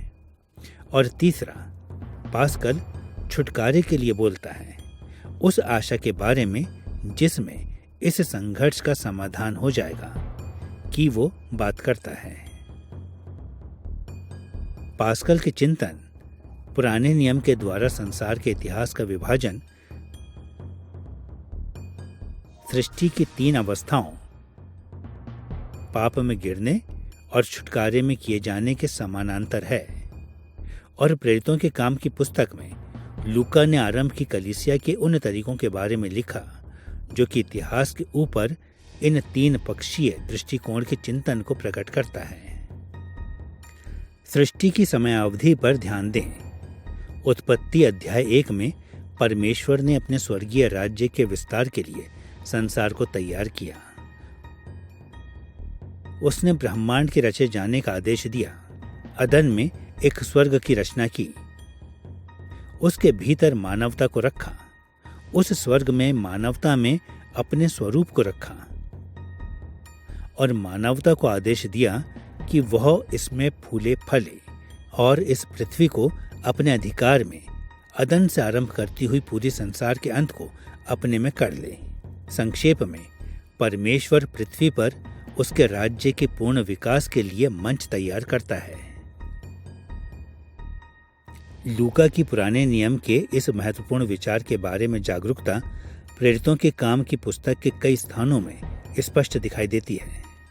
उदाहरण के लिए अध्याय 4 पद 24 से 30 में पतरस और यूहन्ना ने इस पृथ्वी के ऊपर परमेश्वर की सृष्टि के प्रमाण में उसके राजकीय स्वामित्व के बारे में बोला है। अध्याय 14 पद 15 से 17 में पौलुस और बरनबास ने सृष्टि को जातियों पर परमेश्वर के शासन के लिए आधार के रूप में बात की है। अध्याय 7 पद 49 में स्तिफनुस ने यह स्वीकार किया कि परमेश्वर ने इस संसार को उसकी राजकीय चौकी के रूप में रचा है। पौलुस के प्रेरितों के काम अध्याय 17 पद 24 से 27 में दिए गए शब्दों को सुनिए। जिस परमेश्वर ने पृथ्वी और उसकी सब वस्तुओं को बनाया, वह स्वर्ग और पृथ्वी का स्वामी होकर हाथ के बनाए हुए मंदिरों में नहीं रहता। उसने एक ही मूल से मनुष्यों की सब जातियां सारी पृथ्वी पर रहने के लिए बनाई हैं और उनके ठहराए हुए समय और निवास के सिवानों को इसलिए बांधा है कि वे परमेश्वर को ढूंढें, कदाचित उसे टटोल कर पा जाएं, तो अभी वो हम में से किसी से दूर नहीं। इस संदर्भ के अनुसार पौलुस की सुसमाचार की सेवकाई के लिए पृष्ठभूमि सृष्टि तक पहुंच गई थी। परमेश्वर वह प्रभु है जिसने संसार और जो कुछ इसमें है को बनाया है। उसने इस संसार को आदेश दिया है ताकि मनुष्य उसकी तलाश कर सके, उस तक पहुंच सके और उसको प्राप्त कर सके। पौलुस का सुसमाचार उन उद्देश्यों में से विकसित हुआ जिनमें परमेश्वर ने सृष्टि की रचना की है। अपनी पुस्तक में इन विवरणों को सम्मिलित करके लूका ने यह इंगित किया है कि सृष्टि का विषय आरंभ की कलीसिया के लिए उसकी अपनी समझ के लिए महत्वपूर्ण था। कुछ इसी तरह से पाप में मानवता की गिरावट के बारे में लूका की जागरूकता भी प्रेरितों के काम की पुस्तक में अग्रभूमि के रूप में आती है। जैसा कि हम जानते हैं कि उत्पत्ति 3 हमें शिक्षा देता है कि आदम और हव्वा ने उसके प्रति विद्रोह किया और इसका प्रभाव जबरदस्त था। पुराने नियम के अनुसार मानवता की संसार में ऐसी केंद्रीय भूमिका थी कि उसका पाप में गिरना मृत्यु के अभिशाप को पूरे मानव जाति को अपनी अधीनता में ले आया और संपूर्ण सृष्टि भ्रष्ट हो गई।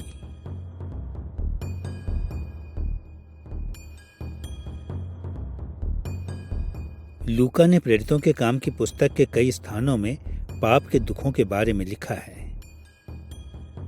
हम पाप की गिरावट के संदर्भों को पतरस के संदेशों में अध्याय 2 पद 38 और अध्याय 3 पद 19 में पाते हैं, जहां प्रेरित यहूदी महासभा के सामने अध्याय 5 पद 29 से 32 में अपना बचाव करते हैं। पौलुस ने इफिसियों के अगुवों को अध्याय 20 पद 18 से 35 के वाक्यों में और पौलुस का प्रेरितों के काम अध्याय 26 पद 20 में राजा अग्रिप्पा के सामने दिए हुए भाषण में लिखा है। प्रेरितों के काम की पुस्तक बार बार सृष्टि में जो कुछ है को दिखाती है, अर्थात भौतिक संसार, हमारे आर्थिक ढांचे को, हमारी राजनीतिक तंत्र प्रणाली को, और यहाँ तक कि कलीसिया स्वयं को भी, जो दुख उठाती है क्योंकि मानवता पाप में गिरकर इससे ग्रस्त है। आनंद की बात यह है कि लूका का प्रेरितों के काम की पुस्तक में दिया हुआ इतिहास यह इंगित करता है कि उसने पुराने नियम में सृष्टि और पतन के बारे में दी हुई शिक्षाओं को ही स्वीकार किया, बल्कि जो कुछ पुराने नियम ने छुटकारे के बारे में कहा उसे भी स्वीकार किया है। मानवता और सृष्टि बुरी तरह से पाप के कारण भ्रष्ट हो गई थी। लूका जानता था कि परमेश्वर ने उसके संसार को बिना किसी आशा की यूं ही नहीं छोड़ दिया है। पुराना नियम यह शिक्षा देता है कि परमेश्वर उसके लोगों को पाप के श्राप से उस समय से छुटकारा दे रहा है और बचा रहा है जब से इसने संसार में प्रवेश किया है। परंतु इससे भी बढ़कर पुराने नियम के भविष्यवक्ताओं ने यह भी भविष्यवाणी की है कि एक दिन ऐसा आएगा जब पाप और इसके श्राप का पूरी तरह से इस सृष्टि से सफाया कर दिया जाएगा। जब लूका ने प्रेरितों के काम की पुस्तक में लिखा तो उसने निरंतर उसके विश्वास को प्रदर्शित किया है कि यह छुटकारा इस संसार में मसीह के उद्धार के कार्य के माध्यम से आ रहा था। यह विषय निरंतर पूरे प्रेरितों के काम की पुस्तक में दिखाई देता रहता है। कुछ लोगों के नाम लेने से जिनमें हम इन छुटकारे के इन विषयों को पाते हैं। पतरस का अध्याय 2 पद 21 से 40 में दिए हुए संदेश में, अध्याय 5 पद 29 से 32 में महासभा के आगे प्रेरितों के बचाव में, कुरनेलियुस को अध्याय 11 पद 14 में स्वर्गदूत के द्वारा कहे गए शब्दों में, पिसिदिया अंताकिया में अध्याय 13 पद 23 में यहूदी आराधनालय में पौलुस के भाषण में, पतरस का यरूशलेम की सभा में अध्याय 15 पद 7 से 11 में दी हुई बहस के लिए, और पौलुस और सिलास के फिलिप्पियों के दरोगा को अध्याय 16 पद 30 से 31 में कहे गए शब्दों में। जब हम प्रेरितों के काम की पुस्तक को पढ़ते हैं तो हमें सदैव यह स्मरण रखना चाहिए कि लूका पुराने नियम के संसार के इतिहास को लेकर बहुत ज्यादा इसकी घनिष्ठता से प्रभावित था जब उसने इसे लिखा। इसीलिए वह अक्सर पहली शताब्दी के उन क्षणों का विवरण देता है जिनमें संसार का इतिहास सृष्टि से आरंभ होने, पाप में पतित होने, मसीह के छुटकारे में से होकर व्यापक रूप में परिलक्षित हुआ है। अब क्योंकि हमने पुराने नियम के इतिहास के प्रति हमारे प्रकाशन को सामान्य तौर पर देख लिया है, इसलिए अब हम विशेष रूप से इस्राएल के इतिहास को देखने के लिए तैयार हैं। और जिस तरह से लूका ने इसे प्रेरितों के काम की पुस्तक में इस इतिहास का वर्णन दिया है, वह इस विशेष राष्ट्र के इतिहास पर निर्भर करता था। ऐसे कई अनगिनत तरीके हैं जिन पर आधारित होकर लूका ने इस्राएल के इतिहास पर भरोसा किया जब वह प्रेरितों के काम की पुस्तक को लिख रहा था। उदाहरण के तौर पर हम हमारे विचार विमर्श को इस्राएल के इतिहास की 3 घटनाओं तक सीमित रखेंगे। परमेश्वर का अब्राहम को चुनना, मूसा के अधीन भारी संख्या में निर्गमन और दाऊद के राजवंश की स्थापना। सबसे पहले आइए यह ध्यान दें कि कैसे परमेश्वर ने अब्राहम को चुनने के द्वारा लूका के इतिहास को सूचित किया। उत्पत्ति अध्याय 12 पद 1 से 3 में वर्णन है कि परमेश्वर ने अब्राहम को विशेष राष्ट्र का पिता होने के लिए चुना। वहां हम इन शब्दों को पढ़ते हैं, यहोवा ने अब्राम से कहा, अपने देश और अपनी जन्मभूमि और अपने पिता के घर को छोड़कर उस देश में चला जा जो मैं तुझे दिखाऊंगा, और मैं तुझसे एक बड़ी जाति बनाऊंगा और तुझे आशीष दूंगा और तेरा नाम बड़ा करूंगा और तू आशीष का मूल होगा। और जो तुझे आशीर्वाद दें उन्हें मैं आशीष दूंगा और जो तुझे कोसे उसे मैं शाप दूंगा और भूमंडल के सारे कुल तेरे द्वारा आशीष पाएंगे। इन आयतों के अनुसार परमेश्वर ने अब्राहम को प्रतिज्ञा किए हुए देश में जाने के लिए दो मुख्य उद्देश्यों के लिए बुलाया। एक तरफ तो अब्राहम बड़ी जाति का पिता होगा, प्रसिद्ध होगा और परमेश्वर से कई तरह के आत्मिक और सांसारिक आशीषों को प्राप्त करेगा। परमेश्वर की आशीषें अब्राहम और उसके बाद उसके वंश के लिए प्रतीकात्मक तौर पर यह प्रदर्शित करती हैं कि परमेश्वर के पास मुक्ति की आशा है, यहां तक कि पतित संसार के लिए भी।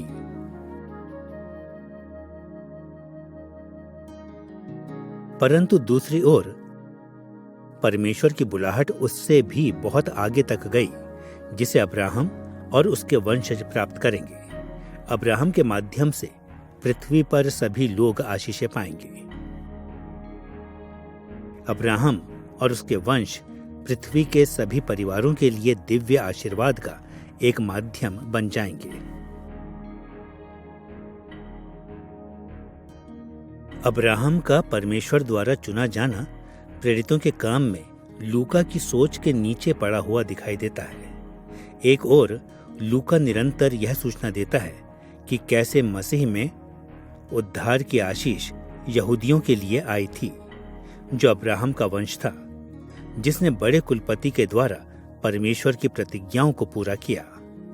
परंतु दूसरी ओर लूका ने इस पर ध्यान केंद्रित किया है कि कैसे यहूदी विश्वासी मसीह के सुसमाचार को अन्य जाति तक लेकर आए हैं। समय समय पर प्रेरितों के काम की पुस्तक में लूका ने यह वर्णन किया है कि फिलिप्पुस, पतरस, पौलुस और बरनबास जैसे यहूदी कैसे मुक्ति के सुसमाचार को अन्य जाति के संसार में लेकर गए। यह भी अब्राहम को परमेश्वर द्वारा दी गई प्रतिज्ञा को पूरा करना था।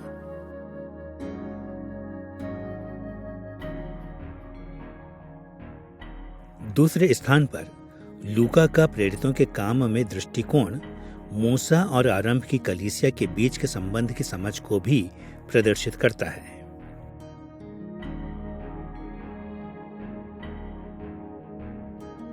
परमेश्वर की ओर से छुड़ानेहारा होने के नाते मूसा ने इस्राएलियों का नेतृत्व मिस्र की दास्ता में से किया। उसने इस जाति को परमेश्वर की व्यवस्था को दी और इसे व्यवस्था के प्रति जवाबदेह माना। और इसी व्यवस्था में मूसा ने यह भविष्यवाणी की कि परमेश्वर एक दिन उसके जैसे एक अन्य भविष्यवक्ता को भेजेगा, जो कि उसके लोगों को पाप के दासत्व से मुक्ति कराएगा। और जैसे लूका ने इसे प्रेरितों के काम में इंगित किया है, मूसा के जैसा भविष्यवक्ता यीशु में आया।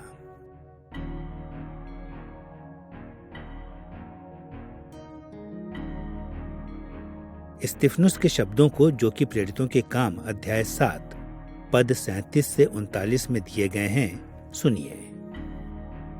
मूसा ने इस्राएलियों से कहा कि परमेश्वर तुम्हारे भाइयों में से तुम्हारे लिए मुझसा एक भविष्यवक्ता उठाएगा। यह वही है जिसने जंगल में कलीसिया के बीच उस स्वर्गदूत के साथ सीने पहाड़ पर उससे बातें की और हमारे बाप दादों के साथ था।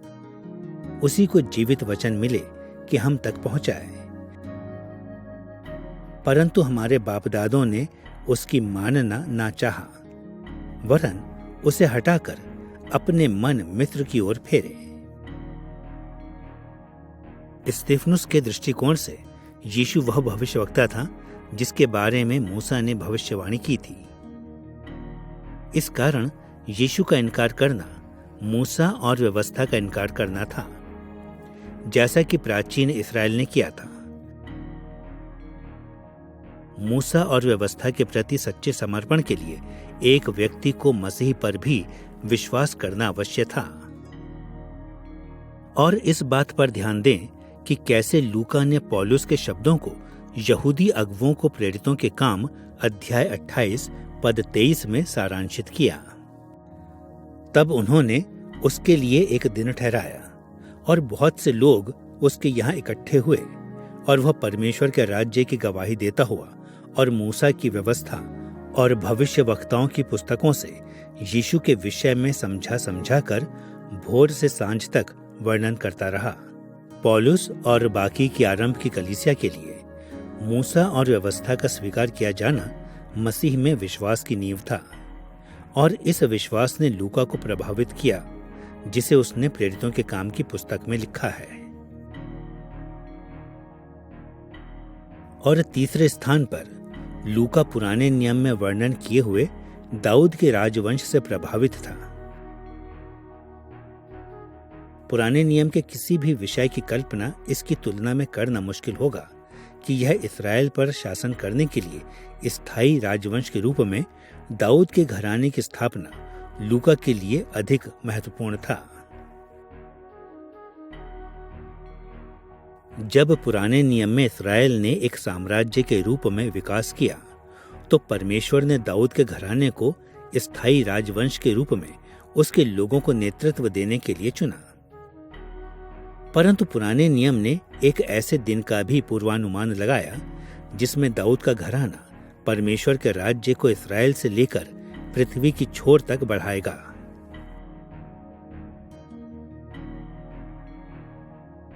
जैसा कि हम भजन संहिता अध्याय 72 पद 8 और 17 में पढ़ते हैं, वह समुद्र से समुद्र तक और महानद से पृथ्वी की छोर तक प्रभुता करेगा। उसका नाम सदा सर्वदा बना रहेगा। जब तक सूर्य बना रहेगा तब तक उसका नाम नित्य नया होता रहेगा। जैसा कि ये आयतें प्रकट करती हैं, यह अब्राहम के वंशज दाऊद के द्वारा होगा कि इस संसार पर आशीष आएंगी। परंतु दाऊद स्वयं इन्हें नहीं लाएगा। इसकी बजाय उसके वंशज में से एक पूरी दुनिया पर अपने उदार शांतिपूर्ण शासन का विस्तार करने के लिए राजा होगा।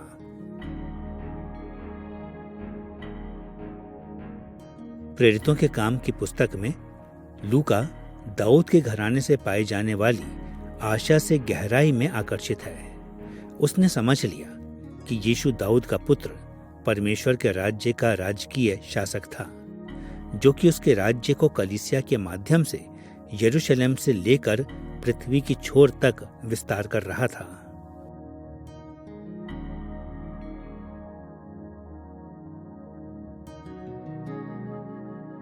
उदाहरण के लिए याकूब के यरूशलेम की सभा में कहे हुए शब्दों को सुनिए, जो हमें प्रेरितों के काम की पुस्तक अध्याय 15 पद 14 से 18 में मिलते हैं। परमेश्वर ने पहले पहल अन्य जातियों पर कैसे कृपा दृष्टि की कि उनमें से अपने नाम के लिए एक लोग बना लें, और इससे भविष्यवक्ताओं की बातें मिलती हैं। जैसा लिखा है कि इसके बाद मैं फिर आकर दाऊद का गिरा हुआ डेरा उठाऊंगा और उसके खंडहरों को फिर बनाऊंगा और उसे खड़ा करूंगा, इसलिए कि शेष मनुष्य अर्थात सब अन्य जाति जो मेरे नाम के कहलाते हैं प्रभु को ढूंढे।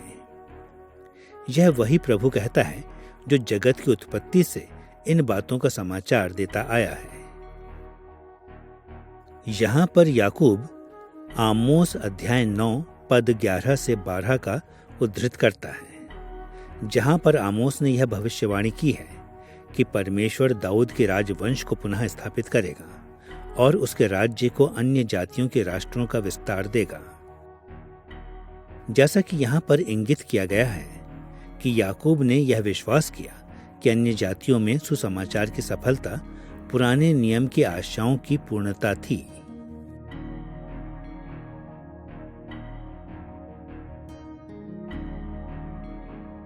लूका चाहता था कि उसके पाठक यह समझ लें कि यीशु अब्राहम से की गई प्रतिज्ञाओं का वंशज था, मूसा के जैसा भविष्यवक्ता और दाऊद वंशीय अंतिम राजा था। यीशु उसके सिंहासन पर विराजमान हुआ और सुसमाचार के द्वारा और कलीसिया के विकास के द्वारा इस संसार पर विजय को प्राप्त कर रहा था। उसके मुक्ति के राज्य को यरूशलेम से लेकर पृथ्वी के अंतिम छोर तक फैला रहा था, जैसा कि पुराने नियम में पहले से ही भविष्यवाणी कर दी गई थी।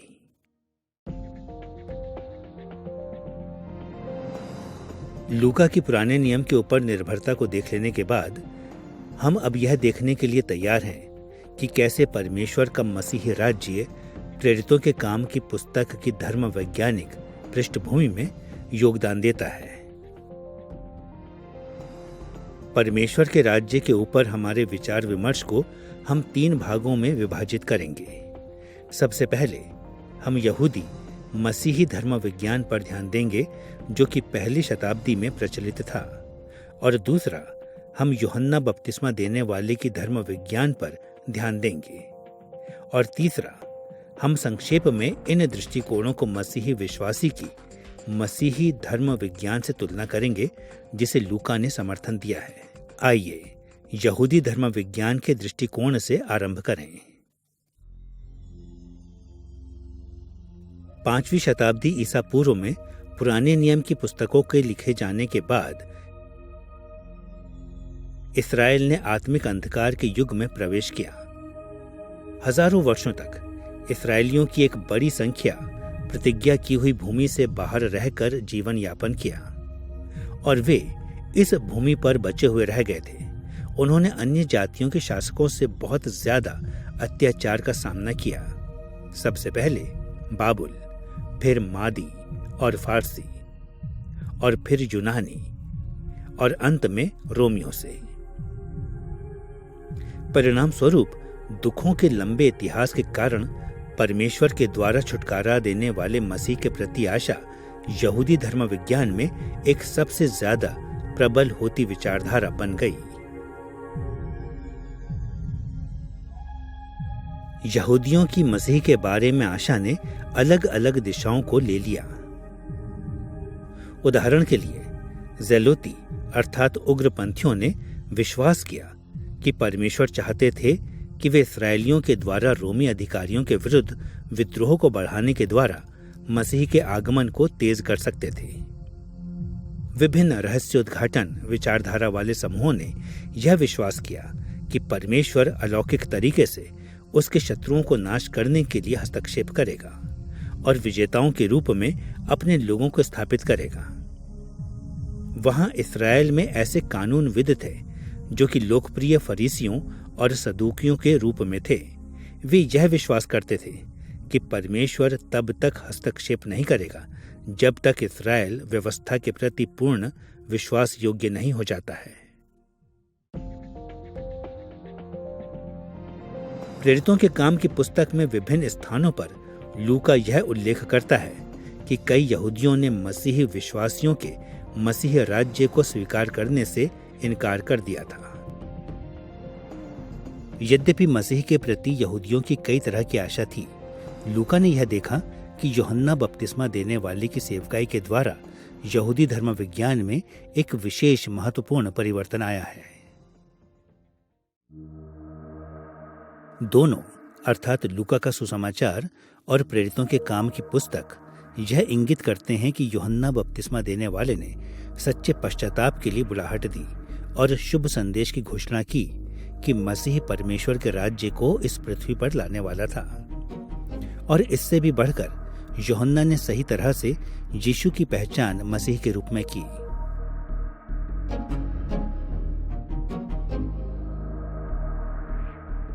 सुनिए यूहन्ना बपतिस्मा देने वाले के शब्दों को लूका अध्याय 3 पद 16-17 में। तो यूहन्ना ने उन सबसे कहा, मैं तो तुम्हें पानी से बपतिस्मा देता हूं, परंतु वह आने वाला है जो मुझसे शक्तिमान है। मैं तो इस योग्य भी नहीं कि उसके जूतों का बंद खोल सकूं। वह तुम्हें पवित्र आत्मा और आग से बपतिस्मा देगा। उसका सूप उसके हाथ में है और वह अपना खलिहान अच्छी तरह से साफ करेगा, परंतु गेहूं को अपने खत्ते में इकट्ठा करेगा, परंतु भूसी को उस आग में जो बुझने की नहीं जला देगा। यहां यूहन्ना ठीक ही मसीह के बारे में घोषणा करता है कि मसीह पवित्र आत्मा की महान आशीषों और शुद्धता को लाएगा, जिसमें न्याय भी सम्मिलित है। परंतु वह इस गलत धारणा का अधीन था कि मसीह इस कार्य को एक ही बार में कर देगा। यूहन्ना भविष्य के लिए नहीं देखता कि मसीह कई चरणों में इस संसार में उद्धार और न्याय को लाएगा। बाद में यूहन्ना इस तथ्य को लेकर आश्चर्यचकित रह गया कि यीशु ने अभी तक कुछ भी नहीं किया था, जिसके बारे में यहूदी धर्मशास्त्रियों ने आशा की थी, जिसे मसीह करेगा।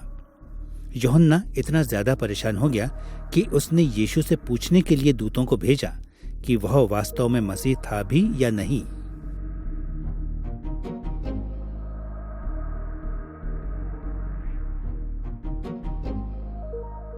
सुनिए जिस तरह से लूका ने उनके प्रश्न का विवरण और यीशु के प्रत्युत्तर को लूका अध्याय 7 पद 20 से 23 में दिया है।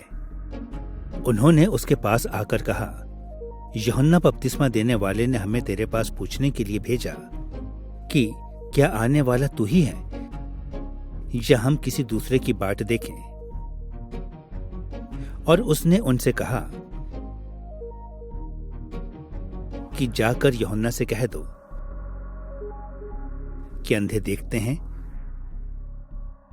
लंगड़े चलते फिरते हैं, कोढ़ी शुद्ध किए जाते हैं, बहरे सुनते हैं, मुर्दे जिलाए जाते हैं और कंगालों को सुसमाचार सुनाया जाता है।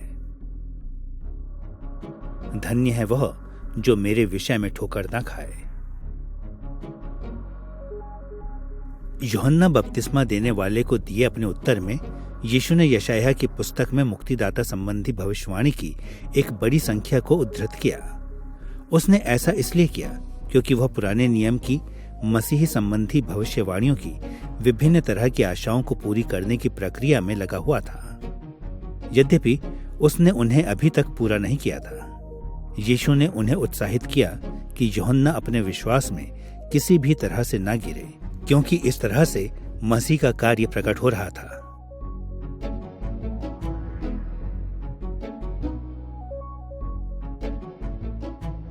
थोड़े शब्दों में यीशु का मिशन जैसी आशा की गई थी उससे बहुत ज्यादा भिन्न था। यहूदियों की मसीह के प्रति आशा अति शीघ्र एक पार्थिव राजनैतिक राज्य की स्थापना मसीह के शासन के अधीन करने की थी, जो कि शताब्दियों पहले दाऊद के द्वारा शासित किए हुए राज्य के समांतर हो। परंतु यीशु ने इस तरह के राज्य की स्थापना करने की कोई कोशिश उसकी पार्थिव सेवकाई के मध्य में नहीं की। यहूदियों के मसीह के प्रति इस तरह के धर्मवैज्ञानिक समझ के साथ और यूहन्ना बपतिस्मा देने वाले के दृष्टिकोणों को अपने ध्यान में रखते हुए हम अब मसीह और परमेश्वर के राज्य के प्रति आरंभिक मसीही धर्म विज्ञान को देखने के लिए मुड़ने के लिए तैयार हैं। लूका के साहित्य में, जैसा कि बाकी के नए नियम के साहित्य में, मसीही विश्वास का मसीह के प्रति धर्म विज्ञान मसीही सुसमाचार या शुभ संदेश से निकटता के साथ संबंधित है।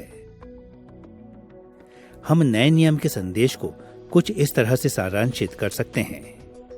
सुसमाचार यह घोषणा करता है कि परमेश्वर का राज्य इस पृथ्वी पर यीशु जो मसीह है के व्यक्तित्व और कार्य के द्वारा आ पहुंचा है, और यह अपने बड़े समापन की ओर जैसे जैसे परमेश्वर उन लोगों को मुक्ति प्रदान कर रहा है जो कि इसे यीशु जो मसीह से प्राप्त करते और उसमें भरोसा रखते हैं बढ़ रहा है। आप ध्यान देंगे कि सुसमाचार का संदेश दो आवश्यक विचारों को स्पर्श करता है। एक ओर तो हम पाते हैं जिसे मसीही सुसमाचार का विषय परक पहलू कह सकते हैं। परमेश्वर का राज्य इस पृथ्वी में यीशु के कार्य और व्यक्तित्व के द्वारा आता है। लूका ने विश्वास किया कि यही मसीह था। यीशु ने परमेश्वर के राज्य के अंतिम चरण को आरंभ कर दिया है, और यह कि एक दिन वह जो कुछ उसने आरंभ किया है उसे समाप्त करने के लिए भी पुनः आएगा। और दूसरी ओर नए नियम के सुसमाचार के संदेश के बहुत ज्यादा व्यक्तिपरक पहलू भी हैं। इसने घोषणा की कि परमेश्वर के राज्य का अंतिम चरण इसके समापन की ओर बढ़ता चला जा रहा है। जैसे जैसे परमेश्वर उन लोगों को उद्धार दे रहा है जो कि इसे यीशु जो मसीह है में भरोसा करते और प्राप्त करते हैं। परमेश्वर का राज्य इस संसार को प्रेरित करता है जब सुसमाचार उन लोगों के हृदयों को स्पर्श करता है जो इसमें विश्वास रखते हैं और उनको इस उद्धार में ले आता है जिसे यीशु ने स्थापित किया है। प्रेरितों के काम की पुस्तक में लूका अपना ध्यान सुसमाचार के इन दोनों पहलुओं की ओर आकर्षित करता है। विषयपरक पहलू की ओर उसका जोर परमेश्वर के मसीह में किए गए महान कार्य उद्धार की वास्तविकता के ऊपर है। उसने विवरण दिया है कि कलीसिया की घोषणा यह है कि यीशु उसके लोगों के लिए उनके पापों के लिए मर गया, कि वह मृतकों में से जी उठा है, कि वह पिता परमेश्वर के दाहिने हाथ विराजमान होकर राज्य करता है, और यह कि वह अपनी महिमा में पुनः वापस आएगा। उदाहरण के लिए सुनिए, लूका ने पतरस के पिन्तेकुस्त के दिन दिए हुए संदेश में प्रेरितों के काम अध्याय 2 पद 22 से 24 में क्या विवरण दिया है।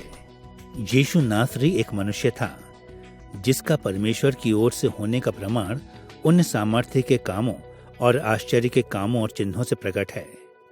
तुमने अधर्मियों के हाथ से उसे क्रूस पर चढ़वा कर मार डाला, परंतु उसी को परमेश्वर ने मृत्यु के बंधनों से छुड़ाकर जिलाया, क्योंकि यह अनहोना था कि वह उसके वश में रहता। ध्यान दें, पतरस के सुसमाचार की घोषणा में मसीह के जीवन, मृत्यु और जी उठने के विषय परक तथ्य सम्मिलित हैं, परंतु लूका सुसमाचार के व्यक्ति परक विषय की ओर भी और ज्यादा ध्यान आकर्षित करता है। काफी सारे अवसरों पर उसका जोर लोगों की महत्वपूर्णता के ऊपर है जो कि मसीह की सच्चाई को व्यक्तिगत तौर पर स्वीकार करने की है, ताकि उनके जीवनों में परिवर्तन आ जाए। उदाहरण के लिए लूका ने पतरस के पिन्तेकुस्त के दिन दिए हुए संदेश में उसके भाषण में इन शब्दों को सम्मिलित किया है जो कि प्रेरितों के काम अध्याय 2 पद 37 से 38 में सम्मिलित हैं। तब सुनने वालों के हृदय छिद गए कि हे भाइयों, हम क्या करें? पतरस ने उनसे कहा, मन फिराओ और तुम में से हर एक अपने अपने पापों की क्षमा के लिए यीशु मसीह के नाम से बपतिस्मा ले, तो तुम पवित्र आत्मा का दान पाओगे।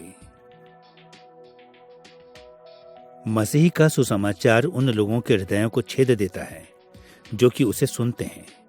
यह न केवल उन तथ्यों को स्वीकार करता है, परंतु हृदयों का एक एहसास है, उद्धारकर्ता की जीवन परिवर्तन की हार्दिक चाहत है।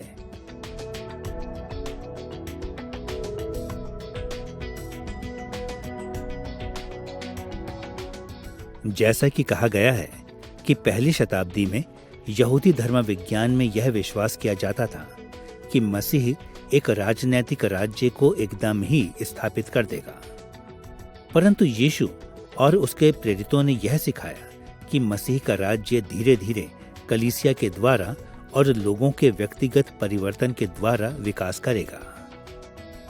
यह एक कारण भी है कि क्यों लूका ने इतना ज्यादा ध्यान अविश्वासियों को मन परिवर्तन के ऊपर सुसमाचार की घोषणा के द्वारा केंद्रित किया है। वह जानता था कि यही वह माध्यम है जिसके द्वारा परमेश्वर का मसीही राज्य पूरे संसार में फैल जाएगा।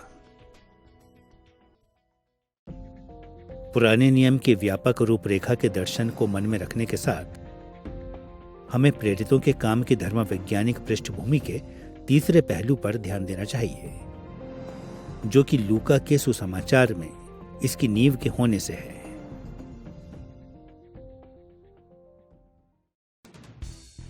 जैसा कि हम प्रेरितों के काम की पुस्तक को पढ़ते हैं, हमें सदैव यह स्मरण रखना चाहिए कि यह उन 2 संस्करणों में दूसरा है जिसे लूका ने थियोफिलुस को लिखा। लूका ने सदैव यह सोचा कि इन पुस्तकों को एक साथ इकट्ठा पढ़ा जाना चाहिए। उसका सुसमाचार कहानी का पहला हिस्सा है और प्रेरितों के काम की पुस्तक उसकी कहानी का दूसरा हिस्सा है।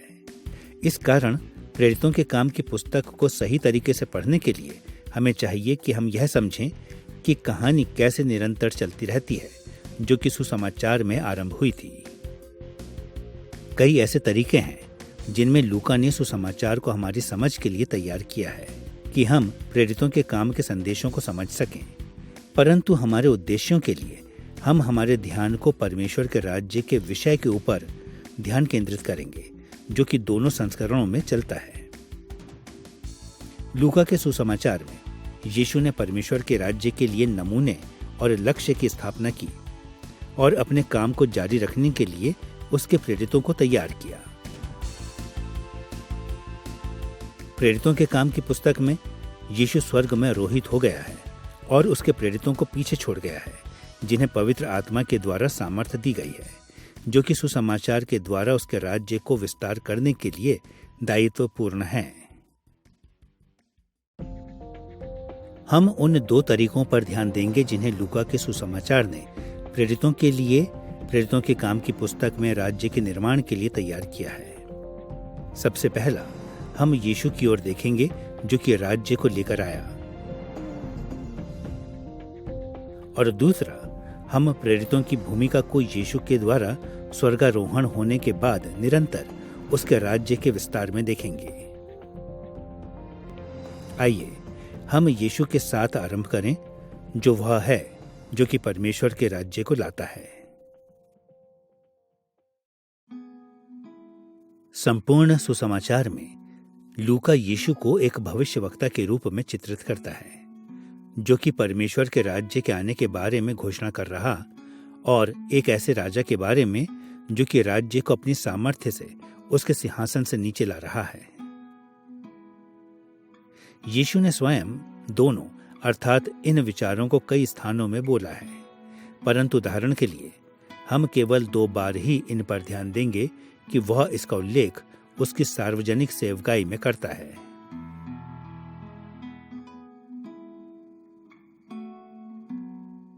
एक तरफ लूका अध्याय 4 पद 43 में यीशु ने इन शब्दों को उसकी सार्वजनिक सेवकाई के आरंभ में बोला, मुझे परमेश्वर के राज्य का सुसमाचार सुनाना अवश्य है, क्योंकि मैं इसीलिए भेजा गया हूं। दूसरी तरफ उसकी सार्वजनिक सेवकाई के अंत में उसके द्वारा यरूशलेम में विजयी प्रवेश के ठीक पहले, जब उसके राजा के रूप में ऊंचे पर उठाया गया था, यीशु ने लूका अध्याय 19 पद 12 से 27 में 10 मोहरों का दृष्टांत दिया था। इस दृष्टांत में उसने व्याख्या दी कि परमेश्वर का राज्य धीरे धीरे आएगा। उन दिनों में बहुत से यहूदी एक ऐसे राज्य के लिए विश्वास करते थे जो कि अपनी पूर्णता में एकदम से आ जाएगा, परंतु यीशु ने शिक्षा दी कि वह ऐसे राज्य को ला रहा था जो कि धीरे धीरे और विभिन्न चरणों में आएगा। यीशु ने राज्य का आरंभ कर दिया था, परंतु वह कुछ देर के लिए मुकुटधारी राजा बनने के लिए दूर जा रहा था और वह उसके राज्य को तब तक पूरा नहीं करेगा जब तक वह पुनः वापस नहीं आ जाता है। सुनिए लूका अध्याय 19 पद 11 से 12 में जिस तरह से 10 मोहरों का दृष्टांत आरंभ होता है। उसने एक दृष्टांत कहा इसलिए कि वह यरूशलेम के निकट था और वे समझते थे कि परमेश्वर का राज्य अभी प्रकट होने वाला है। अतः उसने कहा, एक धनी मनुष्य दूर देश को चला ताकि राजपद पाकर लौट आए। ध्यान दीजिए यहां पर क्या हुआ। यीशु यरूशलेम में प्रवेश करने वाला था और उसके राजा होने की घोषणा की जाने वाली थी, परंतु वह बिल्कुल भी नहीं चाहता था कि लोग यह अनुमान लगाएं कि वह स्वयं को उस समय एक सांसारिक शासक के रूप में स्थापित करेगा। इसके बजाय वह अपने शासन को प्राप्त करने के लिए एक लंबे समय के लिए रवाना हो जाएगा और भविष्य में अपने सांसारिक राज्य पर शासन करने के लिए पुनः आएगा। और वास्तव में क्या हुआ है? यरूशलेम में यीशु को गिरफ्तार किया गया और क्रूस पर चढ़ाया गया। फिर वह मरे हुओं में से पुनः जीवित हो उठा और स्वर्ग पर चढ़ गया, और इस स्थान पर उसने पिता से उसके शासन को प्राप्त किया, और उसे अभी भी अपने राज्य को पूरा करने के लिए पुनः वापस आना है। लूका का सुसमाचार यीशु को ऐसे स्थापित करता है कि वही राज्य को लाने वाला है, कि इस समझ के साथ हम सुसमाचार में स्थापित दूसरे विषय पर ध्यान देने की ओर मुड़ने के लिए तैयार हैं, जो कि सुसमाचार के द्वारा राज्य को प्रेरितों द्वारा आगे बढ़ाने में उनकी भूमिका को अदा करने के बारे में है। जिस दिन यीशु को क्रूसित किया गया, उससे पहली रात में उसने प्रेरितों को उसके कार्य को राज्य में आगे बढ़ाने के लिए निर्देश दिया।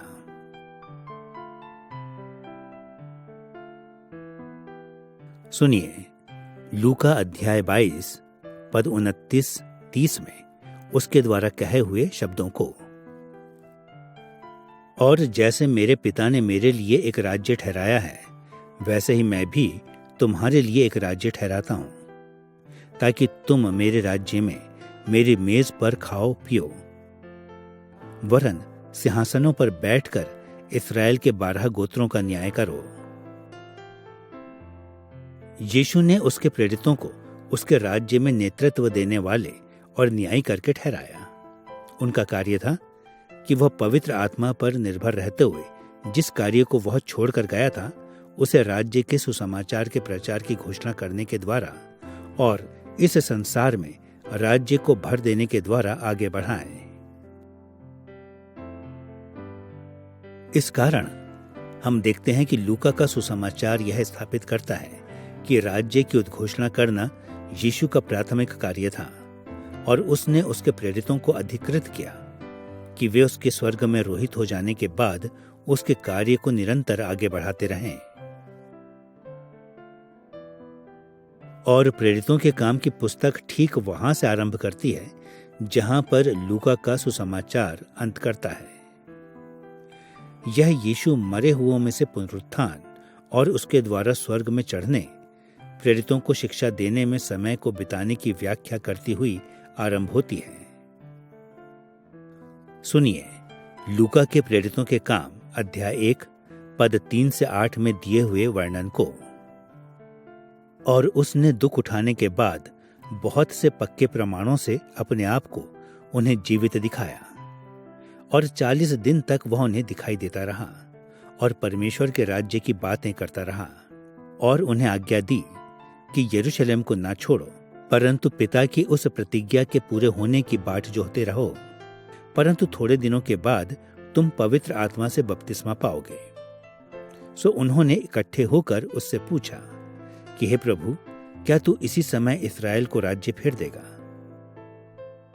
उसने उनसे कहा, उन समयों या कालों को जानना जिनको पिता ने अपने ही अधिकार में रखा है तुम्हारा काम नहीं, परंतु जब पवित्र आत्मा तुम पर आएगा तब तुम सामर्थ्य पाओगे, और यरूशलेम और सारे यहूदिया और सामरिया में और पृथ्वी की छोर तक मेरे गवाह होगे। एक बार फिर से यीशु ने उसके अनुयायियों को उत्साहित किया कि वे राज्य को एकदम पूर्ण होने की ओर ना देखें। इसके बजाय उसने यह पुष्टि की कि प्रेरित संसार भर में सुसमाचार का प्रचार करने के अपने कार्य के लिए दायित्वपूर्ण होंगे। और यही तो ठीक प्रेरितों ने प्रेरितों के काम की पुस्तक में किया। उन्होंने परमेश्वर के राज्य के वर्तमान ढांचे में कलीसिया की स्थापना की, और वे राज्य के सुसमाचार को नए स्थानों और लोगों के पास तक लाते हुए राज्य को यरूशलेम से लेकर, यहूदिया से लेकर सामरिया और पृथ्वी के अंतिम छोर तक फैलाते चले गए। सुनिए लूका प्रेरितों के काम की पुस्तक को प्रेरितों के काम अध्याय 28 पद 30 और 31 में कैसे सारांशित करता है। वह पूरे 2 वर्ष अपने भाड़े के घर में रहा, और जो उसके पास आते थे उन सब से मिलता रहा, और बिना रोक टोक बहुत निडर होकर परमेश्वर के राज्य का प्रचार करता और प्रभु यीशु की बातें सिखाता रहा। ध्यान दें, बस सामान्य तौर पर यह कहने की बजाय कि पौलुस ने सुसमाचार का प्रचार किया, लूका कहता है कि पौलुस ने परमेश्वर के राज्य का प्रचार किया। प्रेरितों के काम की पुस्तक बिल्कुल वैसी ही अंत होती है जैसे इसका आरंभ। प्रेरितों की भूमिका पर जोर देते हुए होता है, जो ऐसे लोग हैं जो परमेश्वर के राज्य को इस पृथ्वी पर विस्तार उनकी घोषणा के द्वारा कर रहे हैं। जब हम प्रेरितों के काम की पुस्तक को पढ़ते हैं तो हमें सदैव यह स्मरण रखना चाहिए कि लूका ने पुराने नियम की पृष्ठभूमि में और मसीह में परमेश्वर के राज्य की पहली शताब्दी की मान्यताओं में होकर इसे लिखा। और हमें यह भी स्मरण रखना चाहिए कि प्रेरितों के काम की पुस्तक लूका के सुसमाचार का अनुसरण यह विवरण देते हुए करती है कि मसीह की सेवकाई के द्वारा आरंभ किया हुआ राज्य का कार्य जब वे पवित्र आत्मा पर निर्भर रहे तो कैसे प्रेरितों और आरंभ की कलीसिया के द्वारा जारी रहा। इस अध्याय में हमने प्रेरितों के काम की पुस्तक के लेखक के बारे में जांच की। हमने इसकी ऐतिहासिक समयावधि का विवरण दिया और हमने इसकी धर्म वैज्ञानिक पृष्ठभूमि की खोजबीन की। इन विवरणों को ध्यान में रखते हुए जब हम प्रेरितों के काम की पुस्तक का अध्ययन करते हैं तो हम इसके वास्तविक अर्थ को पाते हैं और इन्हें सही तरीके से हमारे जीवनों में लागू करते हैं। जबकि हम इस श्रृंखला को जारी रखते हैं तो हम यह देखेंगे कि कैसे प्रेरितों के काम की पृष्ठभूमि इस सुंदर पुस्तक में कई खिड़कियों को खोल देती है। हम जान जाएंगे कि कैसे लूका का आत्म प्रेरित आरंभ की कलीसिया का विवरण थियोफिलुस और आरंभ की कलीसिया के विश्वासियों को मसीह के लिए विश्वास योग्य तरीके से सेवकाई करने के लिए नेतृत्व प्रदान करता है। और हम देखेंगे कि कैसे प्रेरितों के काम की पुस्तक आधुनिक कलीसिया को महत्वपूर्ण मार्गदर्शन प्रदान करता है जब हम निरंतर हमारे अपने संसार में राज्य का सुसमाचार प्रचार करते हैं।